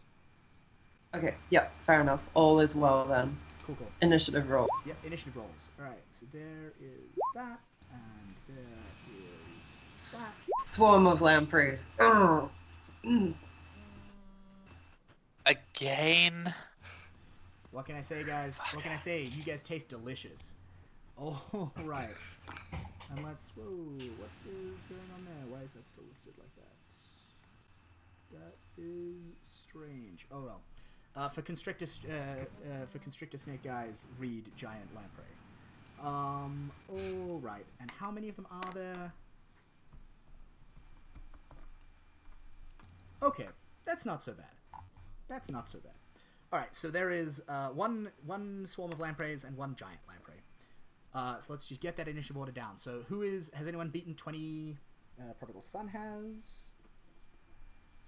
The next highest is the Swarm of Lampreys on an 18. Then Xing Feng on a 16. Then climbs. Oh, sorry, I did heaven. not mean to cast It's spell. all good. It's all good. Climbs to heaven on a 13. And then the giant lamprey on a 3. Wonderful. I'm just being let down at every turn by incompetent NPCs. But that's all good. We'll deal with that. Alright, so let's open at the top of the round. So you're all swimming through the water. And again, I think Prodigal Son, I think you notice it. It doesn't get an attack on you, but you feel something brush against your leg. And it's like a familiar kind of like texture of like rough shark skin, but kind of like slightly slimy. Only this time it's like bigger. It feels like it's about the thickness of your thigh at the widest point, and it just past you in the water. And you realize that you are in the water with a bunch of lampreys. Prodigal Son, Are we like? what would you like to do? Yeah. Where are we in the like? I don't know, river stream. In the river, I think you're in the middle. Yeah, so it's In about the middle, right? It's like 15 feet wide. You guys are all in the middle. I'm just drawing a map at home now. Prodigal Son and climbs to heaven. And I think this is quite a deep stream, as I said. Like you can't touch bottom, most of you. Yeah. So I think if you want to move. Your movement rate is 5 feet. Your base movement rate is like your whole move action gets you 5 feet of like swimming. If you can make a successful athletics check, you can have half of your movement, which would be enough to get you to the far bank. Okay. Yeah. So I think I'll go try to get to the far bank. Yep. And making what is it? Athletics. Athletics. Yeah. Oh. And you have advantage on Yeah, that check. and that's with because- advantage. Yeah, because Xing Fang very wisely decided to give you all an inspiring speech about swimming or something. Oh, that's good. That we had advantage. With an 18, you're all good. You're all good. So Oh. you just swimming like straight to the far bank. Yeah, straight to the Yep, far bank. straight I to want the to far get bank. out of this water as quickly as possible. All right, cool. So Prodigal then- Son, yeah, you pull yourself out onto like the grassy bank and kind of stand up and look down. And yeah, in the water you can see like in this kind of like gray brownish like kind of pale water that's filled with like this silt and dirt. You can see like one big black shape. It's probably like you reckon like a meter long and like thick around, and then you can also see a bunch of smaller black shapes like darting and moving around it. Then, with my action, can I cast Hideous Laughter on the giant moray? The giant, whatever it's called, lamprey. Giant lamprey? I mean, I don't know. technically yes. In terms of like the fiction, I don't know that it makes a whole I lot don't of think sense. I can. Yeah, like if you I want to feel say like that that would you can't, drown the that's fair. fish. Yeah, I think I'm thinking about it, but then I'm like, wait a second. That How the fuck probably would that work? wouldn't work out. Yeah. That's fair. So That's fair. I think instead I'll just give it the good old Eldritch Bolt. Yeah, cool. And can you describe for Yeah. any new time viewers what it looks like when Prodigal Son? So it looks uses like this? there's sort of like a shadowy cormorant perching on the end of my staff, and then I swing it around and sort of flies off and impacts in an explosion of feathers. Awesome. Yeah. Can you please roll an attack check for me? A 10. Only 10. I'm afraid a 10 is not a hit. So it like, I think it like flies down, it like skims across the surface of the water, and its talons like go under, and there's like a little spray comes up, but it doesn't actually catch anything, and then it comes back up and just kind of like dissipates in the sky. And then the swarm descend. I think climbs to heaven, you are wearing less armor, and therefore you are a source of more warm flesh. So I'm afraid they are going to come after you. We've had this discussion before. I have feathers, and I have thick priest robes. I am not warm. I mean, compared to cold plate mail armor, soulless imperial bureaucrat over there, I kind of think you are.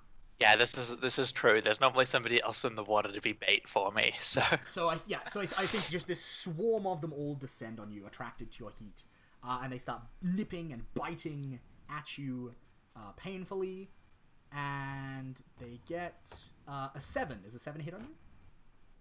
no, because I have armor.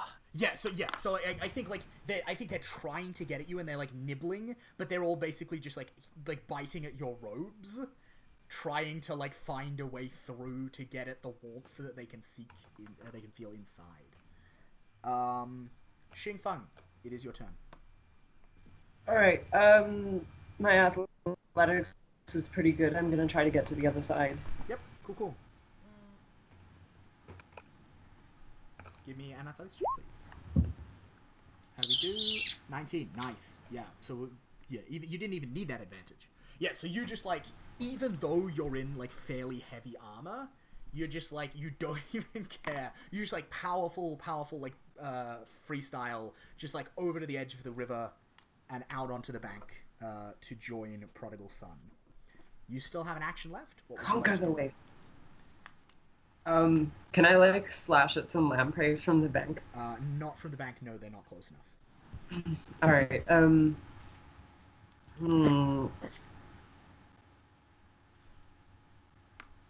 Could you maybe like help climbs from heaven to like get out somewhere? That's what I'm thinking. I can usually provide various forms of advice. I can heal, but I have to be touching. Yeah, you definitely, like, if you wanted to take the help action, you could like wait by the edge of the water to like grab climbs to heaven and help like pull them out once they get over there. I think that's reasonable. Sure. Apart from that, I can tell you which way is north. I can tell you exactly how long you're in the water for. Oh, yes. Yeah, that's it. Oh my god, you took that feat. All that helpful stuff. All right. With that, Prodigal climbs to heaven. It is your turn. Would you like to make an athletics check to try and get out of the water? Yeah, I'm gonna make an athletics check, and this is not gonna go well. With advantage. I got a 15. Nice, and that is good enough. So I think you emboldened by the speech from earlier and you like claw, and like also just by blind panic, you like claw your way towards the bank, and I think maybe you like swallow a bit of like water as you go, and you like go into a coughing fit as you reach the edge that would slow you down, but you just get like grabbed and like bodily heaved out of the water, this like sodden bundle of like robes and like askew black feathers.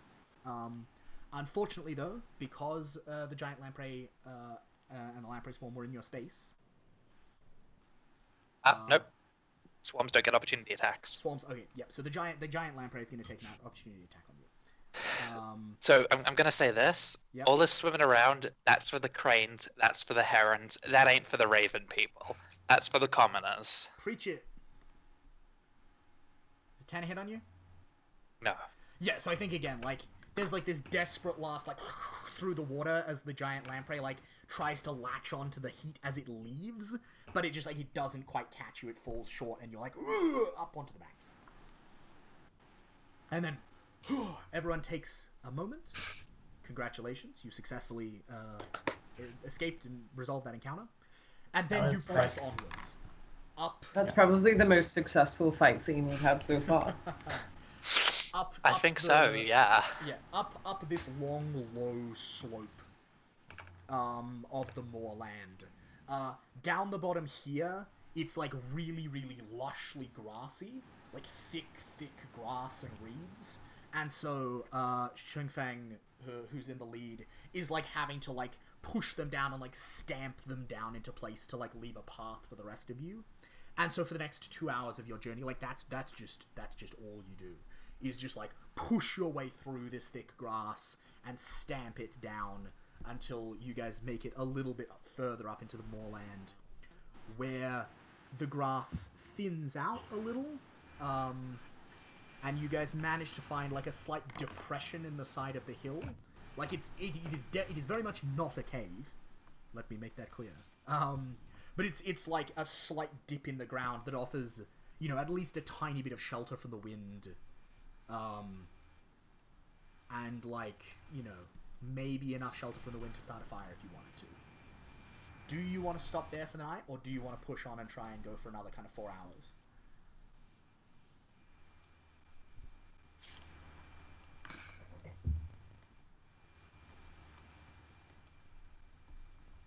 Let's, I don't know, let's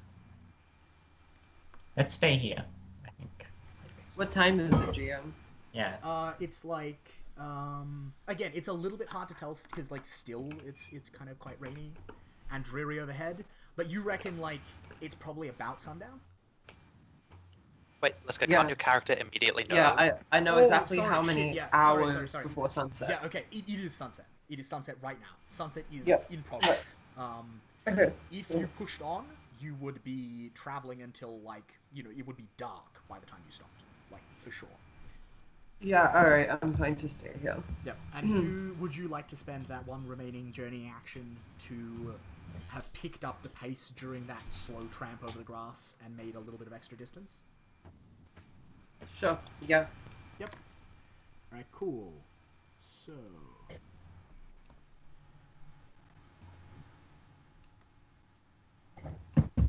Fantastic. Alright, so, let's figure out, how you guys are making camp.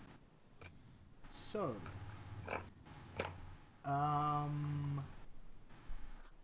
the camp is not secure, nor is it hidden, as a default. If you would like, you may try and make it one or both. And then, so, are you making it secure? Are you making it hidden? Are you lighting a fire? Are you eating like a proper hot meal? And are you keeping a watch? Food, glorious food. Am I right? Yeah. Alright, so it's a vote in favor Fire, of... hot meal for sure. Yep, okay, so, yeah, I'm just gonna note this. So, fire is a yes. Food is a yes. Yep. And it's, yeah, so the other ones, are you going to make it safe? Are you going to make it secure? Are you going to do the other thing? Keep watch. Thank you, George. I blanked out momentarily.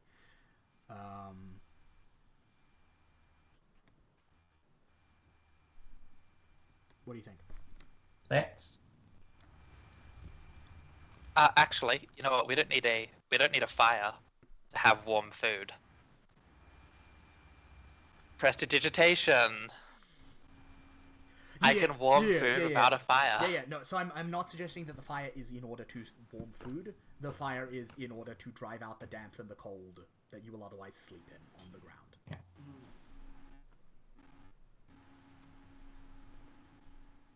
How about we don't have a fire, Right, so but we no can fire. have warm food, and No then we fire, just but cope warm with food, the rest. yes. So are Yeah. you keeping a watch or are you not? I just need a yes or a no.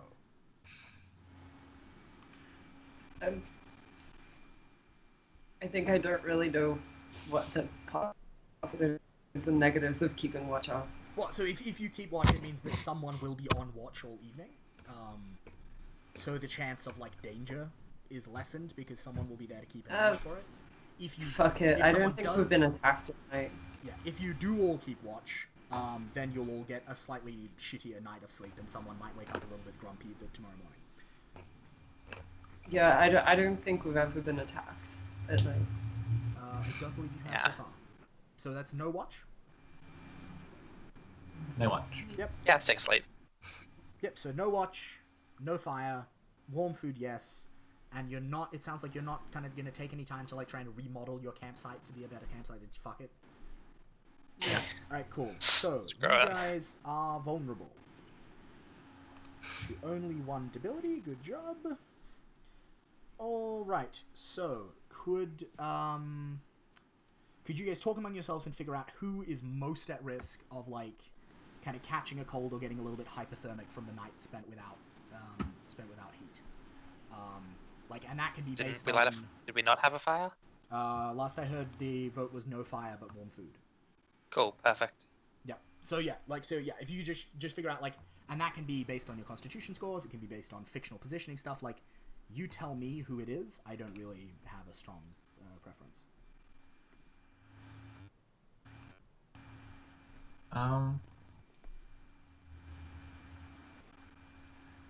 Well, I don't know, like...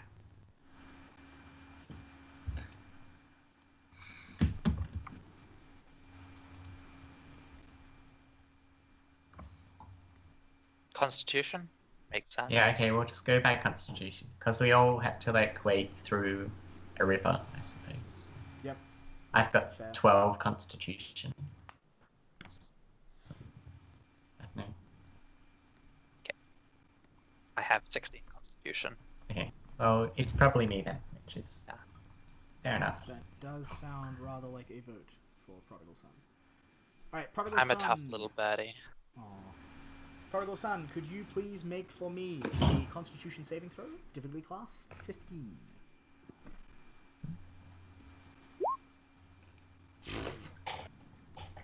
It's cold.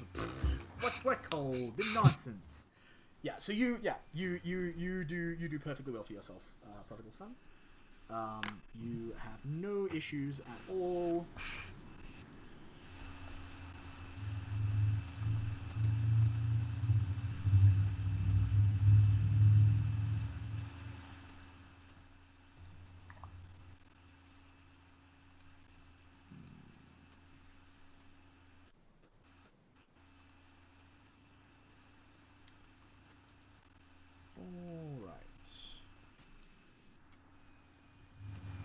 Okay, so you all settle down in this little hollow, kind of like slight concavity in the side of the hill.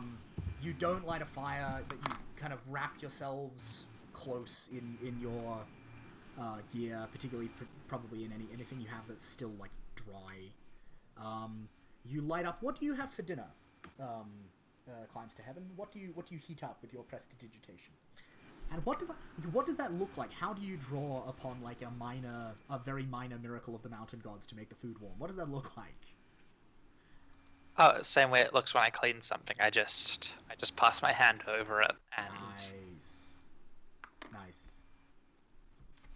it's a very minor blessing granted to me. Cool.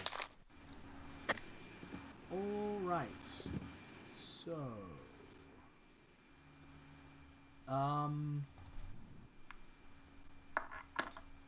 it's quite a cold night. It's quite miserable. The drizzle like keeps on going, and so you're all kind of like wrapped really close in kind of like whatever stuff you have, probably huddled up all together in the most sheltered part of the hollow you can find, as it just kind of like drizzles drearily outside. It's cold, it's wet, it's miserable. You all spend kind of like it's not a particularly quiet, like restful night's sleep, and it's not particularly like steady. It's like you pass in and out of sleep as you just wake up just enough to notice that it's awful still, and then kind of like pass out again. I need, please, everyone to make perception checks at disadvantage. Are they visual? No, they are not. Rat.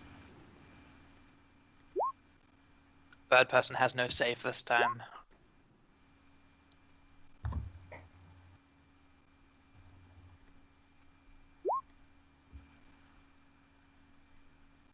Alright, so we have an 11 from Climbs to Heaven, we've got a 17 from... Oh, good job, Prodigal Son.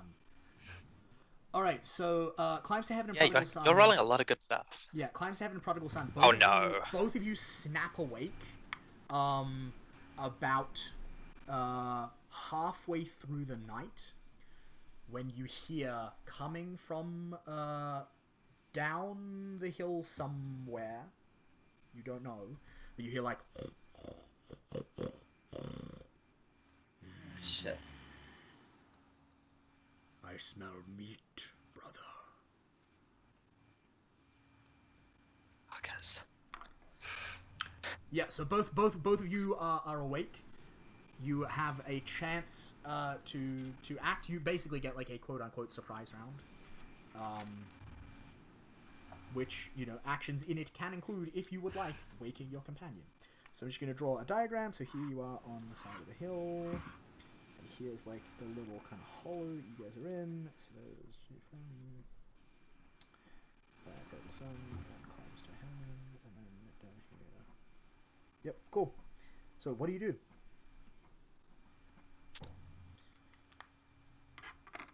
Yeah, you're woken by this like low bass, like kind of grunting and snorting. And then these voices that seem to like vibrate in your very bones.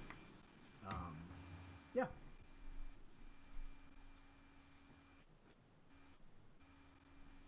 Can I? So they're sort of over the crest of the hollow that we're in. So there is no crest. There is no crest to the hollow. Like the hollow is like if this is the slope of the hill, it's just like a little dip in the hill. Okay, so there's no wall surrounding it. If you guys had taken the time to secure the camp, you might have been able to build up a little. Yeah. So you can totally see.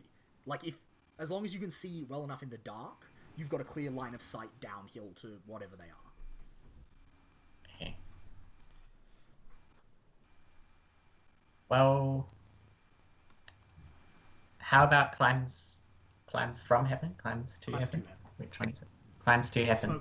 How about you have better eyesight than me, so how about you look over and like check out what's going on, and I wake up everyone else. Xingfeng? Yeah.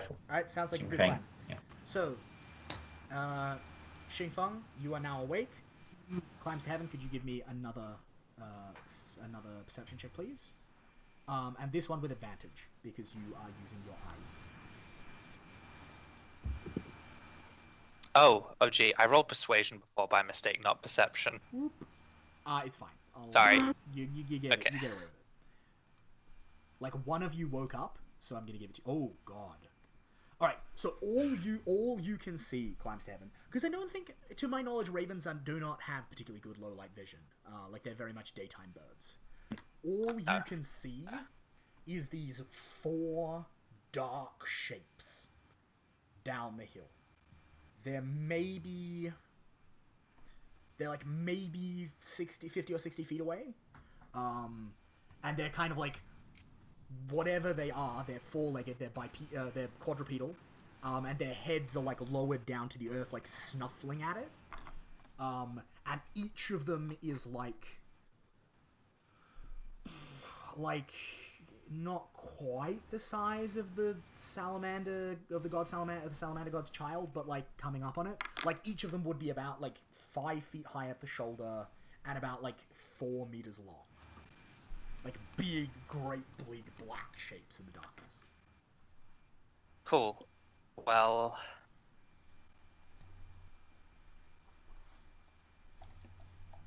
Actually, as you have that realization, we are on the hour, so I think we're gonna go to break there. Yeah, so you see these like 4 great dark shapes moving slowly up the hill towards you. You hear them as they kind of like everyone snuffle at the ground, and you hear one of them. I have a plan. I smell fresh meat, brother. I have a plan. All right. Viewers, we will see you all in 5 minutes or so, folks. If we can head back here by 5 past, that'd be great. All right. Yeah. Sure. Thank If you all. Bye-bye.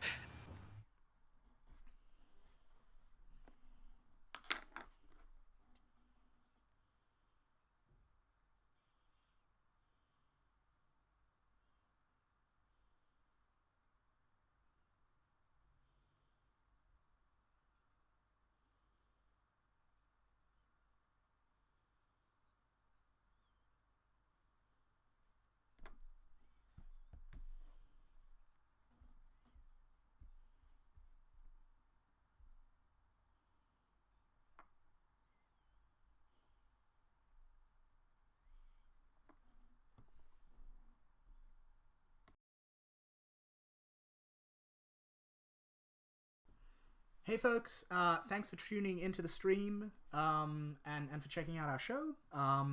We've been somewhat uneven the last couple of weeks, but I'm hoping as my life begins to calm down that we can get into at least a fortnightly, if not a weekly rhythm again. I also just wanted to shout out to the rad folks on Patreon who support me and this show. That's Kafkazor, Eric Vulgaris, my good friend, Liam Murray, and Adam Daniel Wayman. Thank you so much, folks. You're fantastic. You have my heartfelt thanks for your support.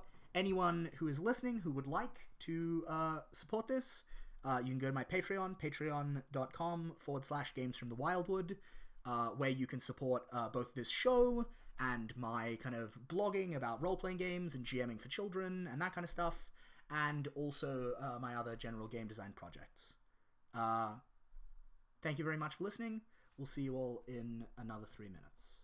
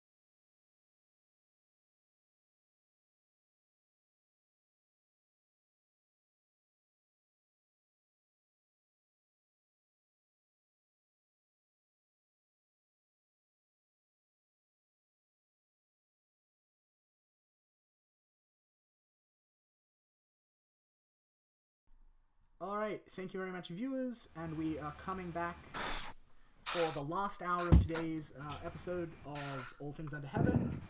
So, to set the scene of where we were when we left off, it is about 1 o'clock in the morning, the middle of the night's sleep. Our party is currently camped on the side of a long, low, lushly, thickly grassed hill in a very, very slight depression.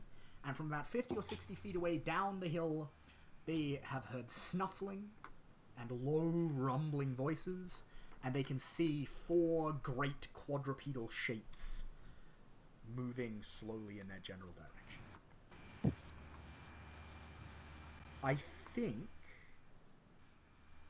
think we might all roll initiative now, just so that when shit does start going down, we have we've already got that sorted.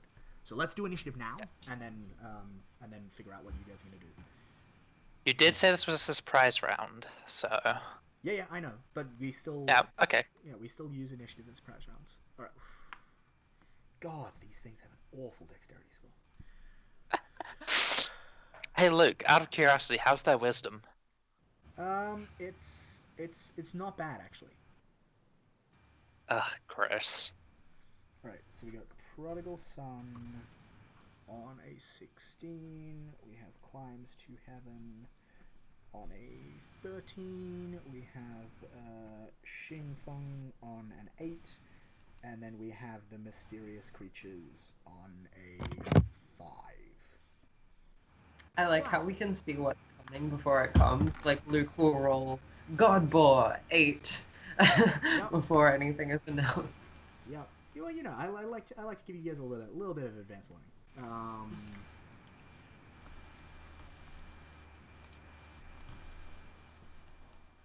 All right. So there are 4 of them, right? There are 4 of them. What do you do? Yeah, you guys probably have like a round or 2 before they reach you. If you do not if you don't provoke them, at the rate that they're currently moving, they'll like get to where you are in probably like 3 rounds or so. If you do something, that might well be a little bit quicker, because they will know that you're there. Huh. Well, So it's like die or die faster. You could run. You could just try and hide yourselves. You got options. Alright, let's try to hide. Yeah. Alright, cool. So, my immediate question then is, like, are you just, like, literally hunkering down where you are and desperately hoping not to be seen? Or are you gonna, like, crawl through the grass away from the path they're taking upwards and just pray to God that you, like, and then just sit there quietly and pray that they go on their way? So, I actually have a bit of a different idea. Okay. They can... This will be sure to be very... They can smell us, right? I heard them say, yeah, I can smell... They can smell something. meat. Like, they have a good sense of smell, yes. If you smeared Cool. mud all over yourself, maybe they wouldn't be able to smell you as much. I don't know. Or I could use prestidigitation to create an odd odor. That is something you definitely could do. And Okay. you Prestidigitation, could just combine do it with my minor illusion to add some visual impact. Interesting. So, I am going to, I don't know, prestidigitate Yep. in this little area Yep. a smell of strong, rotting meat. Ooh, yuck. So to answer your question, Lisk, prestidigitation can't do everything, but it can do a bunch of, like, just, like, petty magic trick shit that's kind of cool and flavorful. That's basically what it's Yep. And also very broken for imaginative players. Yeah. Can you, Climbs to Heaven, please give me a nature check? Because there is something about boars that might be helpful to know. Oh, okay. I have an exceptionally good nature score. Oh, there you go. There you go. Oh, sorry, that wasn't serious.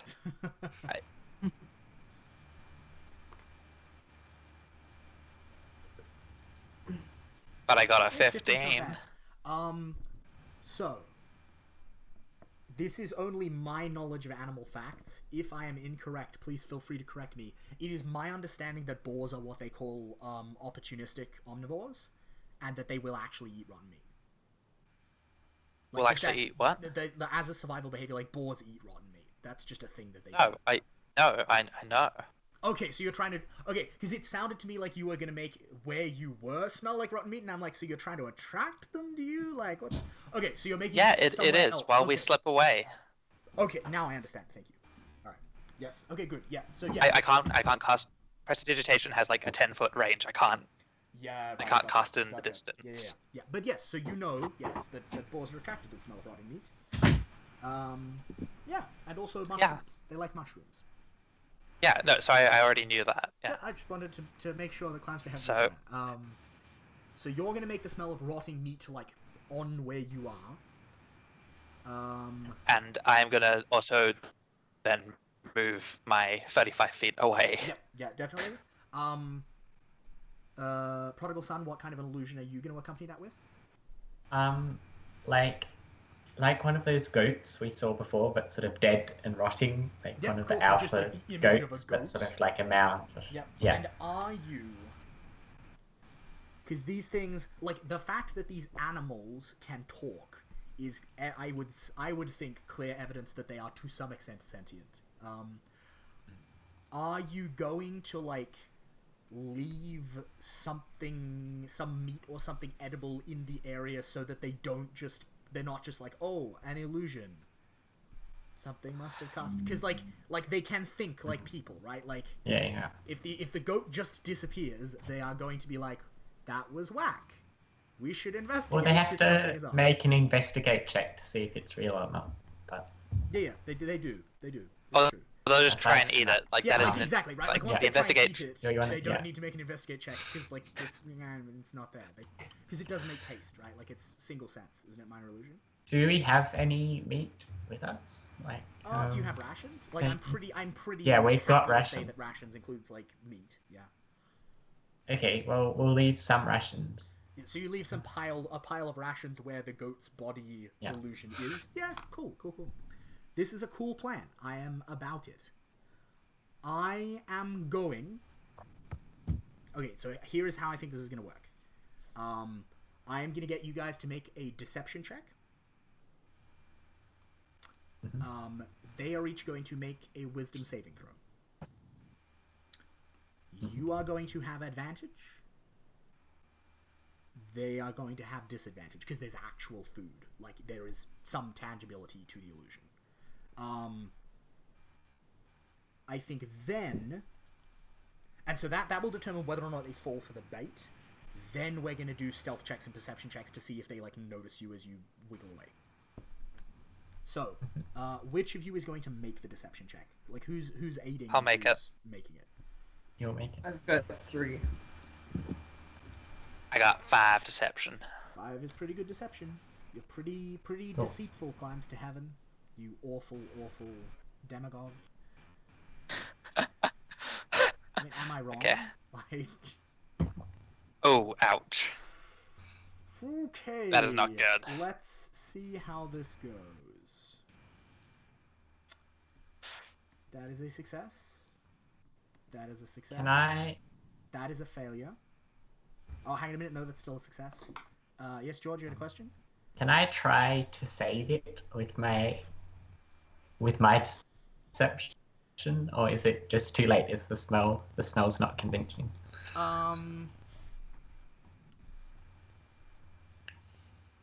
I think it might be just. Yeah, I think it's just a bit too late. Yeah, I think they go up there, like they smell it and they follow the smell. They're like, ooh, rotten meat, like yum, delicious.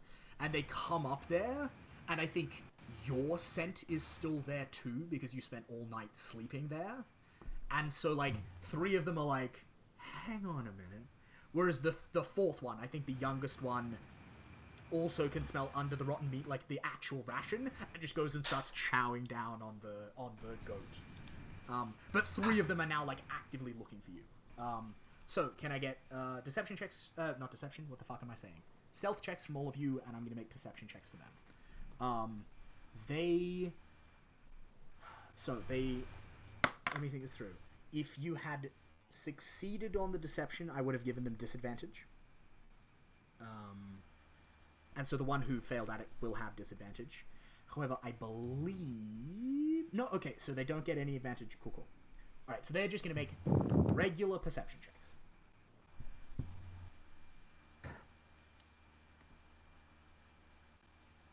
Alright, so one success, one failure, one dramatic failure. Hang on a minute. How does that work? It turns blind. Give me a moment. I just need to poke around and hit some stuff here. That does not make sense because his wisdom should be higher than that.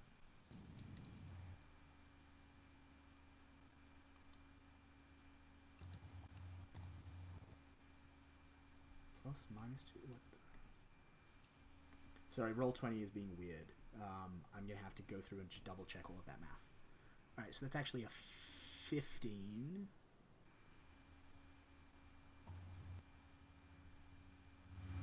Okay, so that's a 17. That's an 8, but the 8 is still a failure. That's a 4, but that's still a failure. And then the last one with disadvantage is a 13. Alright, so 2 of them have failed, but 2 of them catch your scent. And I think... So yeah, I think you guys get your full movement away. So you now have like 30 feet-ish between you and them. When you said it would take them 2 turns to move up the hill. Doesn't that mean that we would have gotten 2 turns of running? 2 turns to move up the hill if you'd done nothing and they just kept snuffling along at their own pace. But then you made it smell like food. Oh, okay. And so they picked it up a bit. Okay. They hoofed it. Get it? Because they're boars and they've got... Okay. That was a terrible joke. I apologize to the audience. I loved it. Thank you. It's nice to know that my puns are appreciated. Yeah, so I think you guys have like some distance from them. When 2 of them, I think the oldest, like the biggest, oldest one, and also the one who's bitten down and is like, hang on a minute, this doesn't taste like rotten meat, but it smells like, that's odd, and is like looking up and like catches sight of you.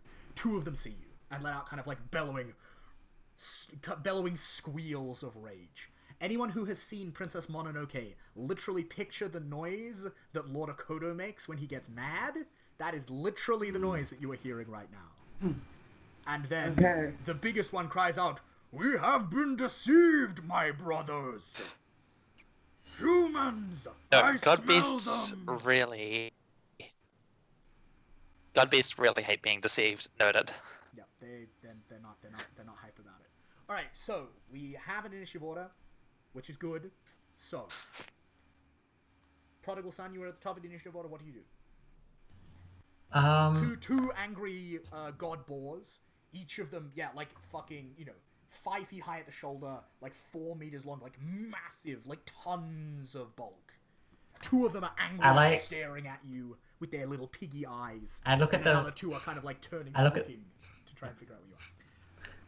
I look at the rest of the party and I'm like, are we running or fighting? Yeah. What's the... It's a good question. Fighting! What's the plan? I don't have a knife to hold this time. I was really worried last time when you were waving that around that you were just gonna I did like drop hit it your at one laptop point. or something. Yeah. Yeah, so... Let's fight. Alright, we're gonna fight. Wait, we're fighting? Alright. Sure. Please, let this not be a total party Let's kill. do this. Alright, let's do this. So there are Prodigal 2 Son, of it's your them turn. coming Yes. towards us at the So moment. none of them are coming towards you yet. All of them are currently at a distance. 2 of them, like, know where you are and are staring at you. 2 of them have been told, "I smell human!" and are kind of looking around to find the human blinking their piggy eyes and kind of scenting the air.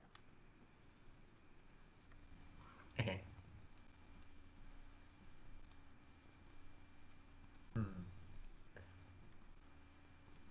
Well, I might use hideous laughter on the biggest looking one.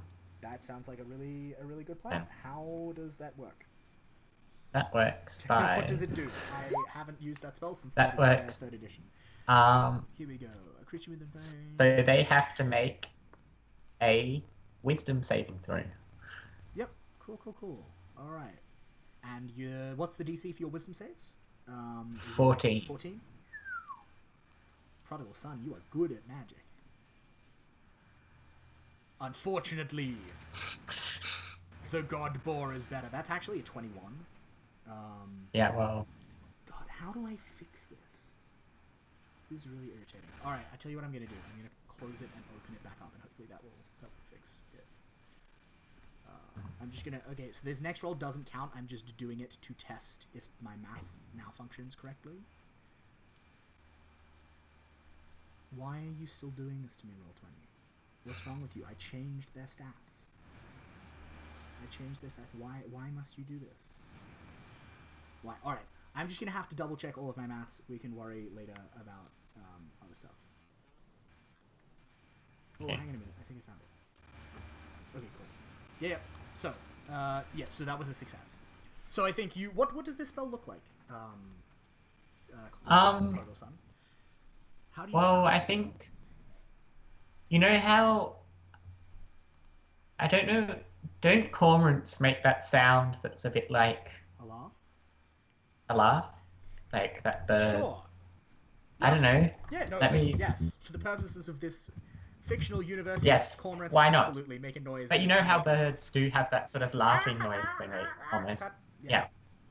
It's like that, sort of like a horrible sort of screechy laugh. Yeah, right. And like the boar snort. It is like, you dare cast your petty human magics upon me, mortal! And like paws at the ground as if he's starting to get real riled up. That is your action, Yeah. I believe? Yeah. Do you have anything And else you then wanna do? I'm like, I see this isn't working out. Yep. So as my bonus action, Yep. I'll cast Expeditious Retreat on myself, and then I'll just book it. Book it, yeah. Which Away. what really doubles your movement speed, or like? Yeah, it Okay. doubles it. Yeah. So you are now 60 feet away from everyone else. All right, cool. Well, wasn't I? Yeah, from everyone else. Yeah. So you are now a sum total of about 90 feet away from the boars. Good job, George. Well played. Call climbs to heaven. It is your turn. So, on 2 of the ones that I've noticed, and then another one, Yep. I'm going to cast Bane. Nice. What does that look like? We've never seen you cast this spell before, I don't think. Yeah, no, you have. Oh, no, What I you're do is right. I grab my obsidian, remember I this grab now, my yeah. obsidian dagger. I let 3 drops of blood fall to the ground, and it sort of travels through the ground Yeah. and comes up cursing the creatures that fail this charisma saving throw, which I am willing to bet that boars are pretty fucking awful at. But again, like, these are god boars. They're like people. Yeah, even so. We'll see. Most people have pretty low charisma score. We'll see. Okay, so it's See. you said it's what's the DC? 13. 13. All right. 1, 2, 3. All right. So we have. God, I wish this would stop doing this. All right. So we have a 21 from the eldest boar, who is just like completely unaffected. We have a 13 from the middle boar, who is again completely unaffected.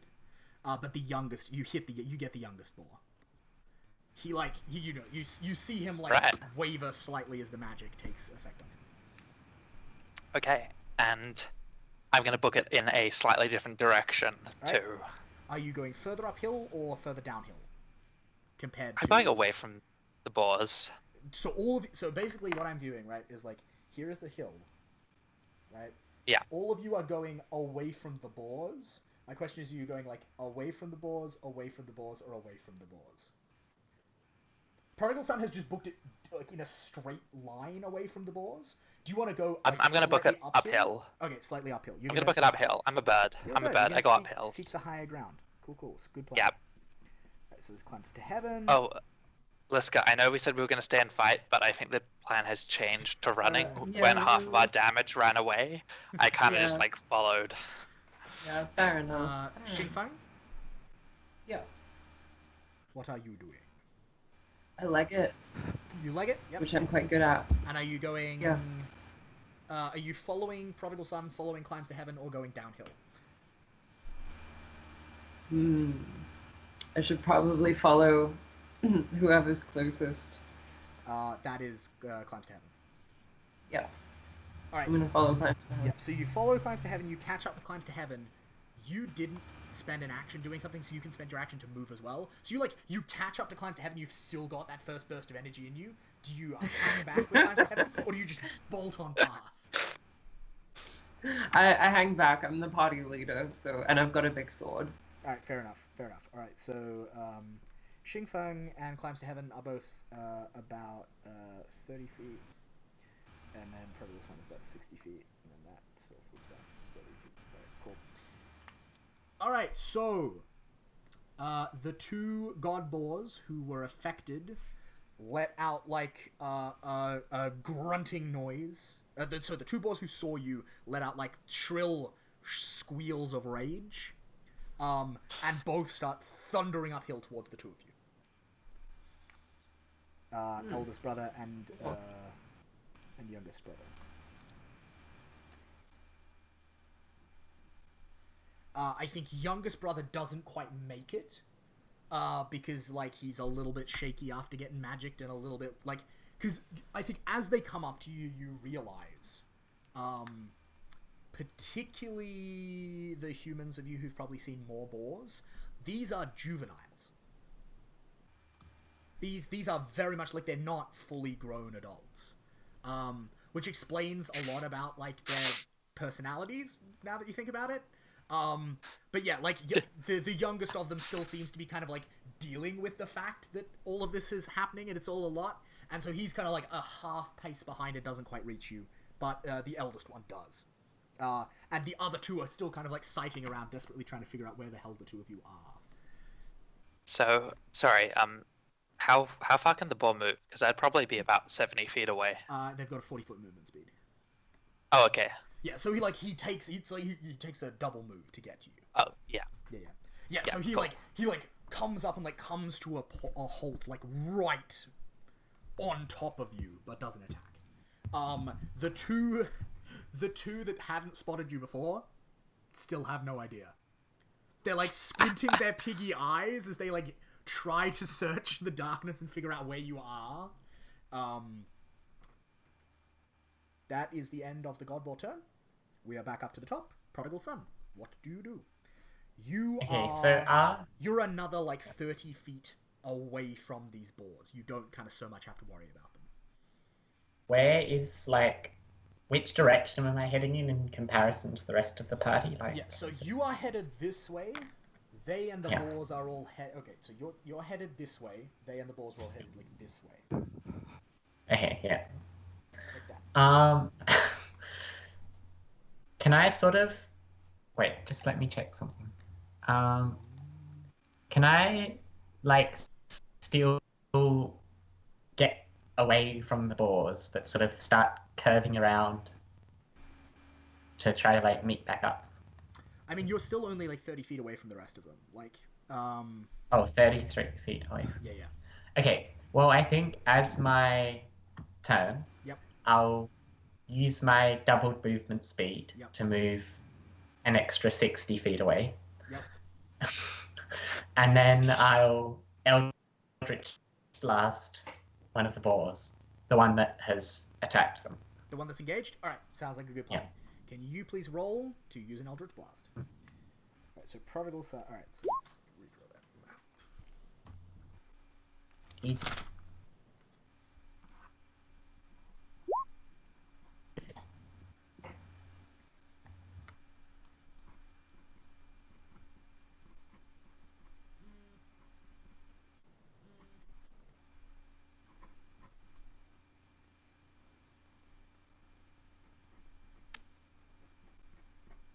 Huh.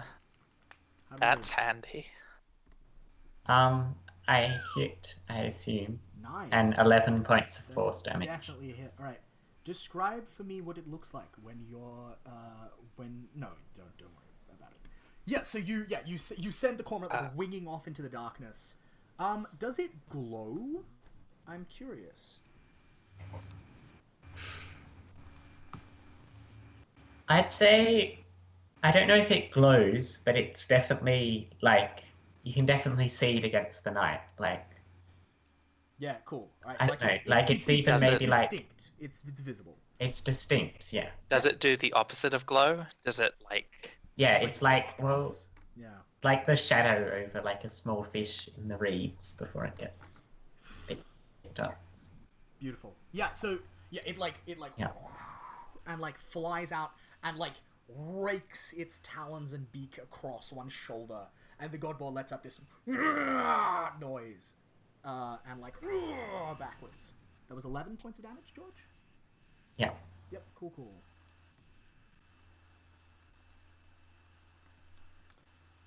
Alright, which makes... Alright, cool. Next in the initiative order is Climbs to Heaven. What are you doing?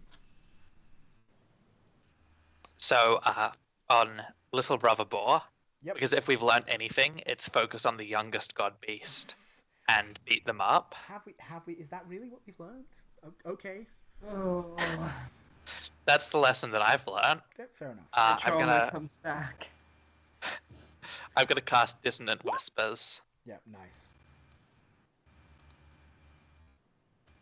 So it's gonna have a DC 13 saving throw. DC 13 saving throw. Yep. And that's Charisma? Wisdom. Cool. Wisdom.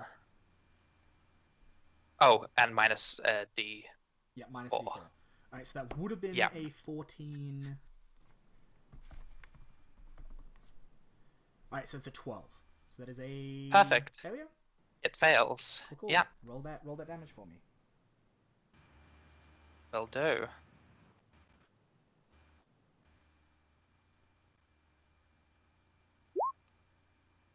That's 9 damage, Nicely done. and it needs to run as far as possible away from me Very nice. with its reaction.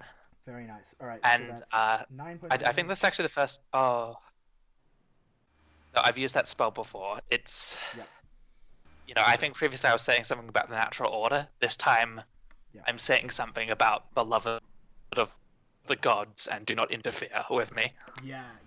Just so like- I think you rebuke this creature in the name of your gods, and it it's young enough that it flinches back from that and turns tail and flees for a moment before coming to its senses. Xing Fan, Lovely. what do you do? Cool. Can I get out in front and kind of be the tank? Yeah, you absolutely can. That Alright. is definitely a thing that you have the power to do. Yeah, alright. I'm gonna... Who's most in danger here? Well, definitely you and Climbs to Heaven are most in danger because you guys are actually engaged with the thing. Yeah. I wanna attack a different thing to the thing that Climbs to Heaven is going on. Yeah, so Climbs to Heaven has just gone after the youngest, the smallest of the creatures, which has now turned and Yeah. fled. The oldest of them is still right up in both of your face. Oh yeah, okay, I'll And attack that it's one. the one that Prodigal Son has blasted with the bird blast. Mm-hmm. Cool. Yeah, I'm gonna attack that one. Alright, cool. Sounds like a good plan. Can you please roll for me an attack? That's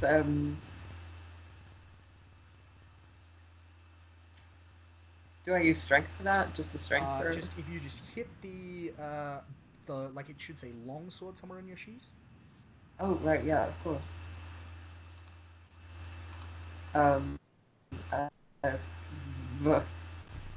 I clicked on it. It's asking me to edit the text now. Oh, okay.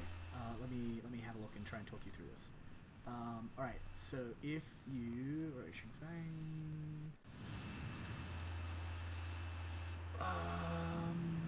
yeah, okay. Alright, I've just rolled it for you, yeah. So if you click on Oh, one right, says, sorry. longsword under Wrong one. weapons, yeah, that's the one you Yeah. want. Alright, nice. Yeah. 21 is definitely a hit. So if you then just hit where it says Yeah, and longsword I under want to weapons, use... Divine Smite? Yeah. Yeah, Yeah, it's Divine second Smite. level. You can do that. Awesome. Yeah, cool. Nice. So I just manually roll 2d8. Yeah. Eventually, if we are good, we will be able to set things up so that like we can make that function through the app. But like, for now, Okay. yes.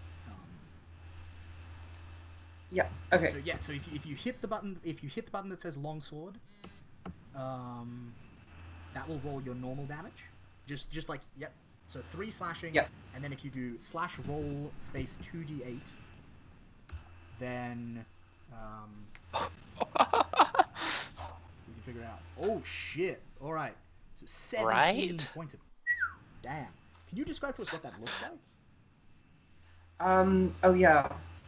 Yeah, so I've explained this before, that basically I slide one of my hands down the length of the sword. Yep. Kind of not quite wrapping around the blade, just placing the palm of my hand on it, and golden light courses down my arms and down the length of the blade, Yeah. kind of encasing it. I have a in sheet question. of light. Yep. Yes. I have a question for Sorry, I forgot your Xing- character. I have a question for Liska. Okay, Xingfeng. okay. Xingfo. Xingfeng. Okay. Do you have a war cry? Do you have a battle cry? Do you yell out for the Empire or something cool like that? No. Okay. That's fair. You're deciding to be very practical then. Yeah. Yeah. Yeah, Fair enough. perfect. All right. It is the God Boar turn. And so the creature, like, yeah, like it's just been like raked across the back by this cormorant. Then you like come up with your blade and like stab into its chest, and bury like a good, kind of like half foot of your sword in it. I mean, it's a fucking massive boar. Like that's certainly not going to hit anything important. But you pull it out, and there's like great gout of like red blood, like out onto the grass, and it lets out this shriek of rage again, and it is going to try and gore you, Xingfeng, to death. Is a 17 a hit on your armor class? No, certainly not. Are you sure? My armor class is 19. Okay, that is it's a close run thing. And what kind of armor is it that you have? It's like It's chainmail, I believe.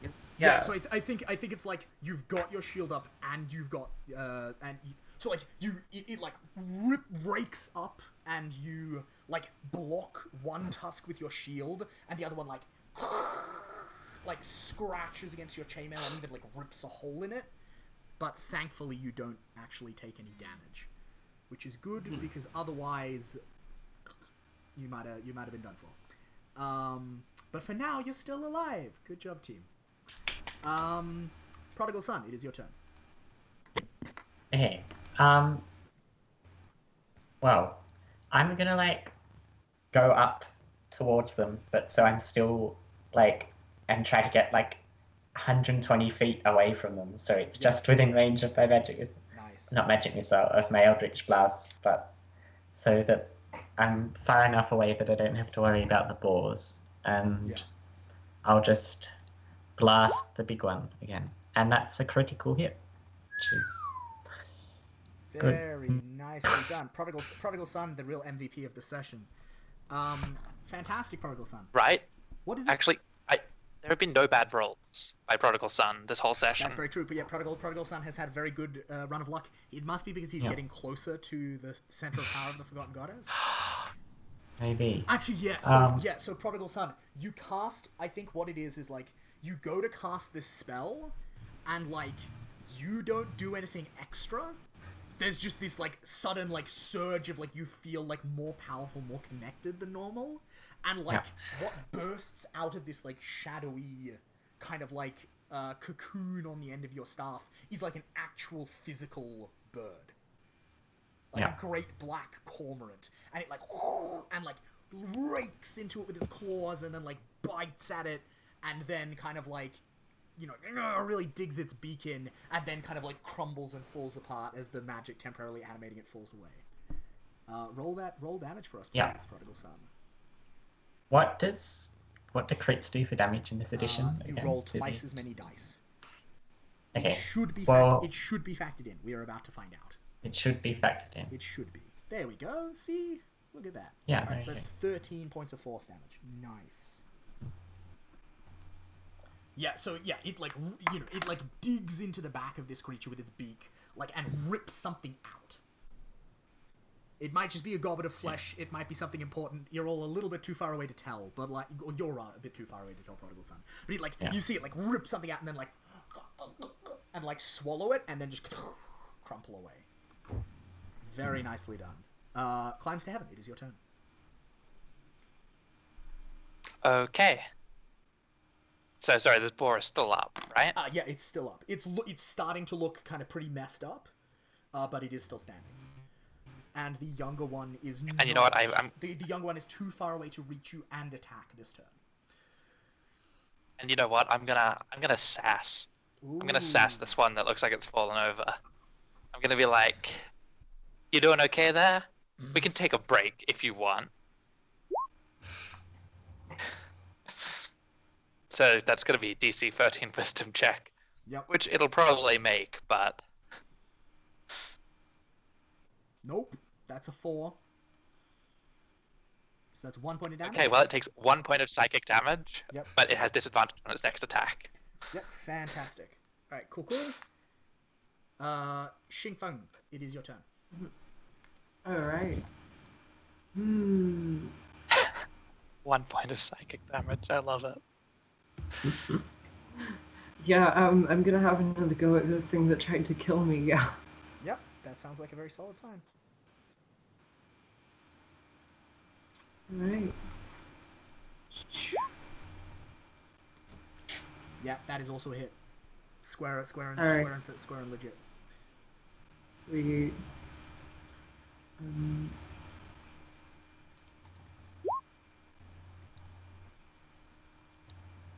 How'd you do? Damage-wise. Good. Yeah, nice. Right. Would you like to spend your second... So you've got 2 first-level spell slots a day. Would you like to spend the other one to do the Radiant Smite again? Yeah, sure.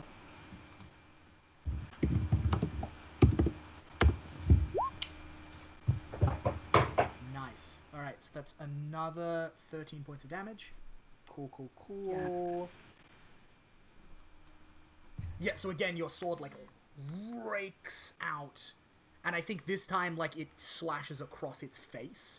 Like, it goes up along the tusk, not the tusk, the snout. And, like, over, like, one eye. And, like, up, and, like, burns into it. And it, like, shrieks and, like, falls back slightly. And now it's going to take an attack on you.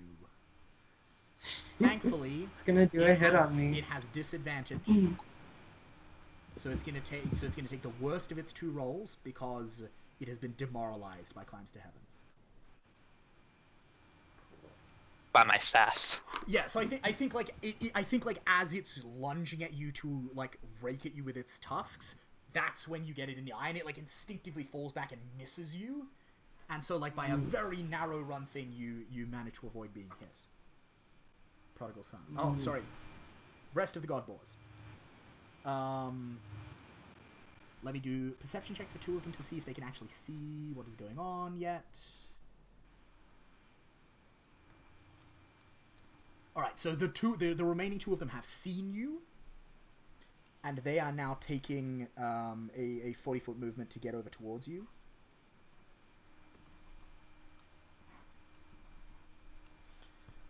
And I think the youngest one is turning around, and I'm going to get him to make a wisdom saving throw because you are, like, butchering this older one. And that is kind of demoralizing. And then roll 24. Alright, so he gets a 6. So I think the youngest brother runs. I think the smallest of them goes. He's out of the fight. He's not going to stick around. Alright, back up at the top. Prodigal son. Okay, well, they're now coming towards me, so I'm just gonna stay there and blast him down. Look, there we go, another hit, probably. Is 18 a hit? 18 is definitely a hit, yeah. You are so Okay, reliable this game.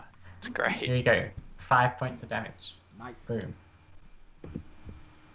Yeah, so this time, I think the bird like skims over the top of its head and like rakes into it, and like a little bit of like blood starts to run down like across its face and over its eyes and like into its nose. Very nice. And I think I'll start, like, I'll still stay like 60 feet away from them, but I think I'll start like walking back. Yep. Yeah. Cool. Climbs to heaven. So, how is this ball looking, by the way? Oh, it is looking messed up. Like, its breath is So- like rasping in great heaves. It's got, a sword hole in its chest, a really deep cut across one side of its face, a bunch of like miscellaneous scratches on its back. It's not looking good. It's looking pretty fucked up. So, But like still standing. So, sorry, giving Bardic Inspiration is a bonus action, right? I believe so. Do we want to Cool. look it up and roll? Well, don't know how to look things up in Roll20, I'm sorry to say. It's all good. I'm pretty sure it's a bonus action. It's like a core part of that does sound reasonable. Yeah. So take a bonus action. Yep. Yeah, so I'm going to give myself some inspiration. I'm going to think about... Can you do that? I think bards can... Wait, Let's shit. check. That I am gonna look up because that's fairly important. Yeah. Bard. I'm pretty sure bards can inspire themselves. Maybe not. Come on, roll 20. Bardic inspiration. Here we go. One creature other than yourself. Drat. Unless, Well, I can't... Which college did you choose? Is the No, only I haven't got a college yet. I'm only second level. Don't you pick your college at second level? No, you pick it at third. I've- Yeah, so it can't be you. It has to be someone else. Oh, well, you know what, I'm just gonna give Bardic Inspiration to... I really need to have your character name written down somewhere so that I can try and figure it out. Xing Feng. Yes, I give Xing Feng Nice, you said it perfectly. some Bardic Inspiration, and at the same... And I give that by, as I'm pushing forward with my sacrificial dagger, Yep. attacking the boar. I say, this beast will make a fitting sacrifice. Ooh, you're gonna go sacrifice something again. Well, I missed. Oh well. Oh well. So I missed, but, I kind of wildly slash out. Hopefully somebody else can do the finishing up of it. Yep. On which note? Xing Feng. Yeah, alright. Finishing off.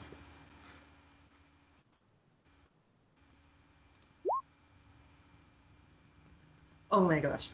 How'd that go? Alright. Very nicely done. Nice. Another 5 points of... Ooh, give me a moment. I just want to check something. What is your strength score, Xing Feng? Right, My strength is... I think you should be getting a strength bonus to that damage.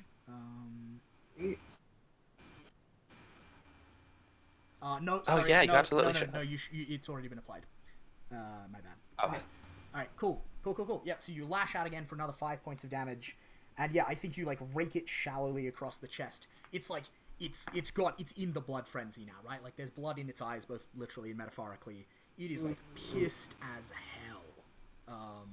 And it just really wants to make one of you bleed. Oh. And it fucks it up!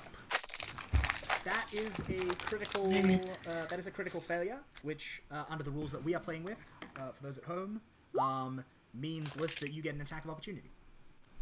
Sweet. Is it just Liska who does? It's just Liska. Yeah. Actually, no. You both get it. You both get it. As long as actually no. So let's establish this. What precedent are we setting? Because if we set the precedent that is how it works, then later when you are surrounded by 5 rat demons and you roll a natural 1, they will all get to make attacks of opportunity on you. So let us choose now how we are resolving this, and stick with it.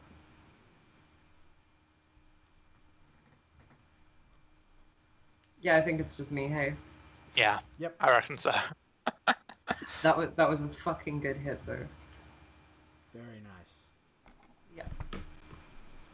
All right, so that was 21. Yeah, nice. Damage. Ooh, nice, lovely. Yeah, so I think oh yeah, okay. So it takes a step forward and goes to really drive the tusk just into and through you, and one of its front hoof slips on a patch of its own blood. And it stumbles and goes down slightly and exposes its throat, and you manage to slash across its throat, and a great gout of arterial blood sprays out. It's starting to teeter. It's looking on its last legs now. That was its turn,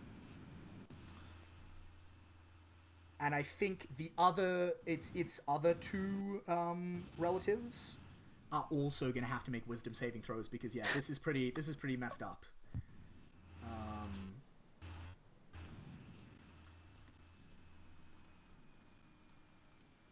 All right, so one of them. Okay, so I think the next youngest turns and flees as well, but one of them goes charging into Xingfeng, hardcore. Is a 13 a hit on you? I have 19 on my clock. Yeah, so I think it comes charging into you, but you just brace yourself against your shield and just you shudder, and you're probably driven back a half foot in, your feet leave a trail through the mud as it pushes you, but you stay upright. Back to the top of the initiative order. Yeah. Prodigal Son. Okay. Well, I bet you won't guess which spell I'm casting. But I think I would I don't know, George. What could it be? I think I'll move my 60 feet, so I'm right next to it. Well, not right next. So right next to the new one? Close to it, and the old one. The old one, yep. Cool. He's still alive, isn't he? Yeah, he is. Okay. Barely. And I'll find my Barely. You're Hopefully. shoot off another bird. Whoa! Hey, another Nicely good done, roll. George. There we go. 11 points of damage. Damn. So the bird slams into him, in the face, and he you hear cracks, right? You hear bone break. You see the claws rake across its face and blood gush down, and it's but it's still against the odds, just bloody-mindedly fixed upon the goal of tearing Xingfeng's entrails out and trampling them into the mud. It is all it cares about. Prodigal Son, not Prodigal Son, sorry, climbs to heaven. It is your turn. And I'm gonna leap out with my dagger again. Cool. It's not that fancy. It's more of a wild slashing kind of. Yeah, nice. I'm not very good with it, but today I'm very good with it. Damn. Give me that attack. Jesus Christ. So that's, 12 points of damage. Okay, describe to me how you killed this thing.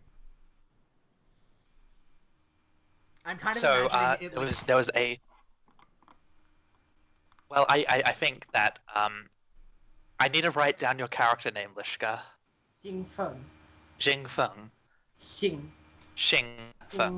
We're not going to worry about the Okay, pronunciation. there was a vast sucking wound left in its chest, I believe. Yes. From that first smite and attack.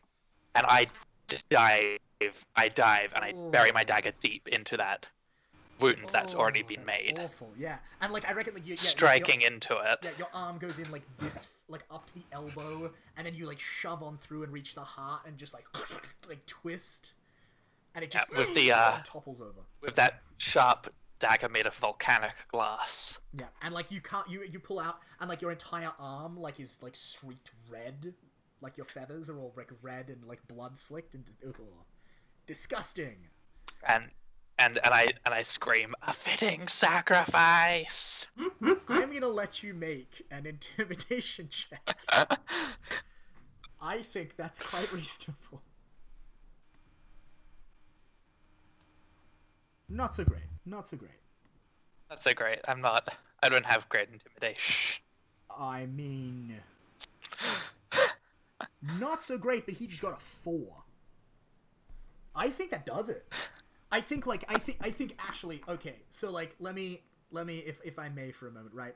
I think like you stick the blade in there, you like stab, you twist, and I think you literally like carve the heart, like you cut all of the veins, the other things. The aortas, like all the stuff holding the heart, and you literally like rip it out of the chest as it's still like beating in your hand and like blood is running out of it, and you're like, for the mountain gods, and the other boar is like not prepared for this kind of anarchy and just like fucks off. And I think we're gonna call that the end of the combat. Though both of you, not you George, I'm afraid, but Xingfeng and Climbs to Heaven, you were both engaged in melee range with it, so you can have attacks of opportunity if you'd like as it runs. Just let it go. Alright, cool. Yeah.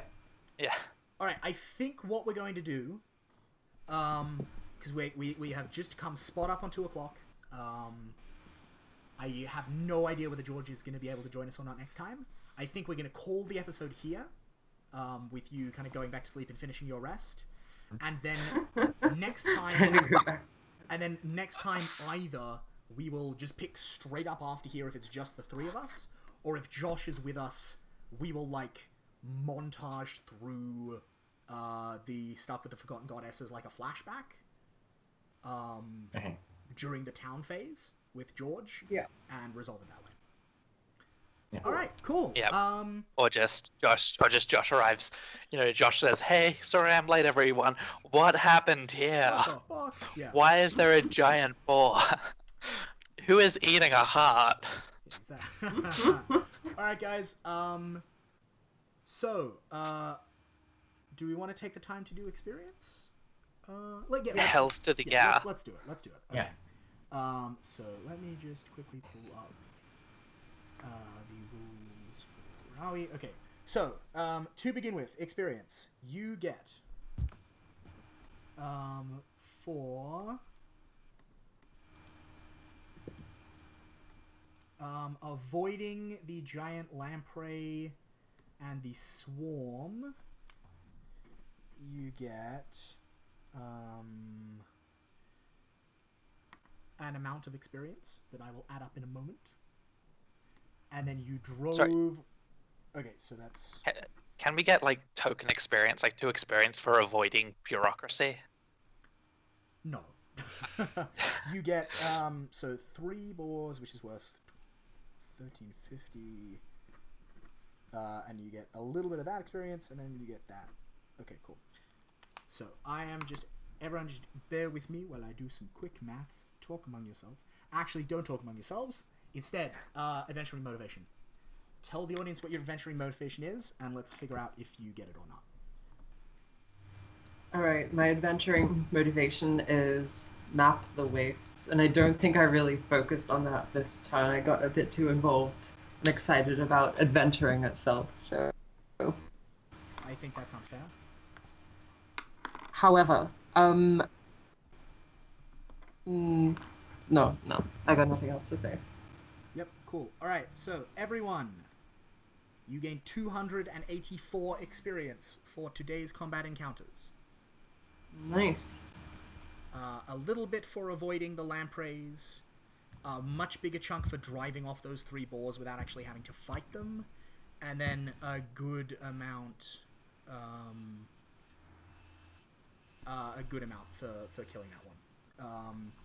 Alright, so that's no experience for adventure motivation for Lisk. George, Prodigal Son?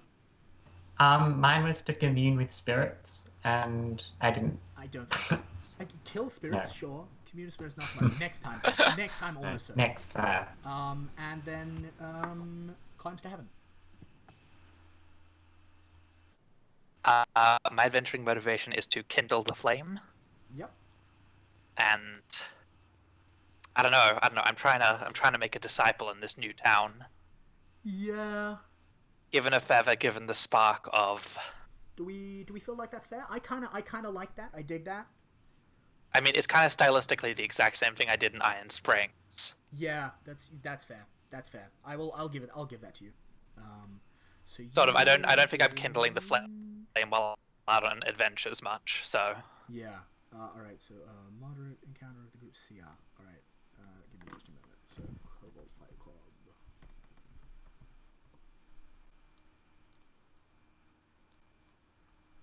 Why can't I encounter Kobold Fight Club? Why are you down right when I need you? Why you do this to me? All right. We will resolve that last piece of experience off stream. So thank you so much to anyone who has joined us during today's stream. Particularly, we've had what, as best as I can tell, is one very faithful viewer. Thank you so much for watching. We really appreciate it. We hope you had a good time.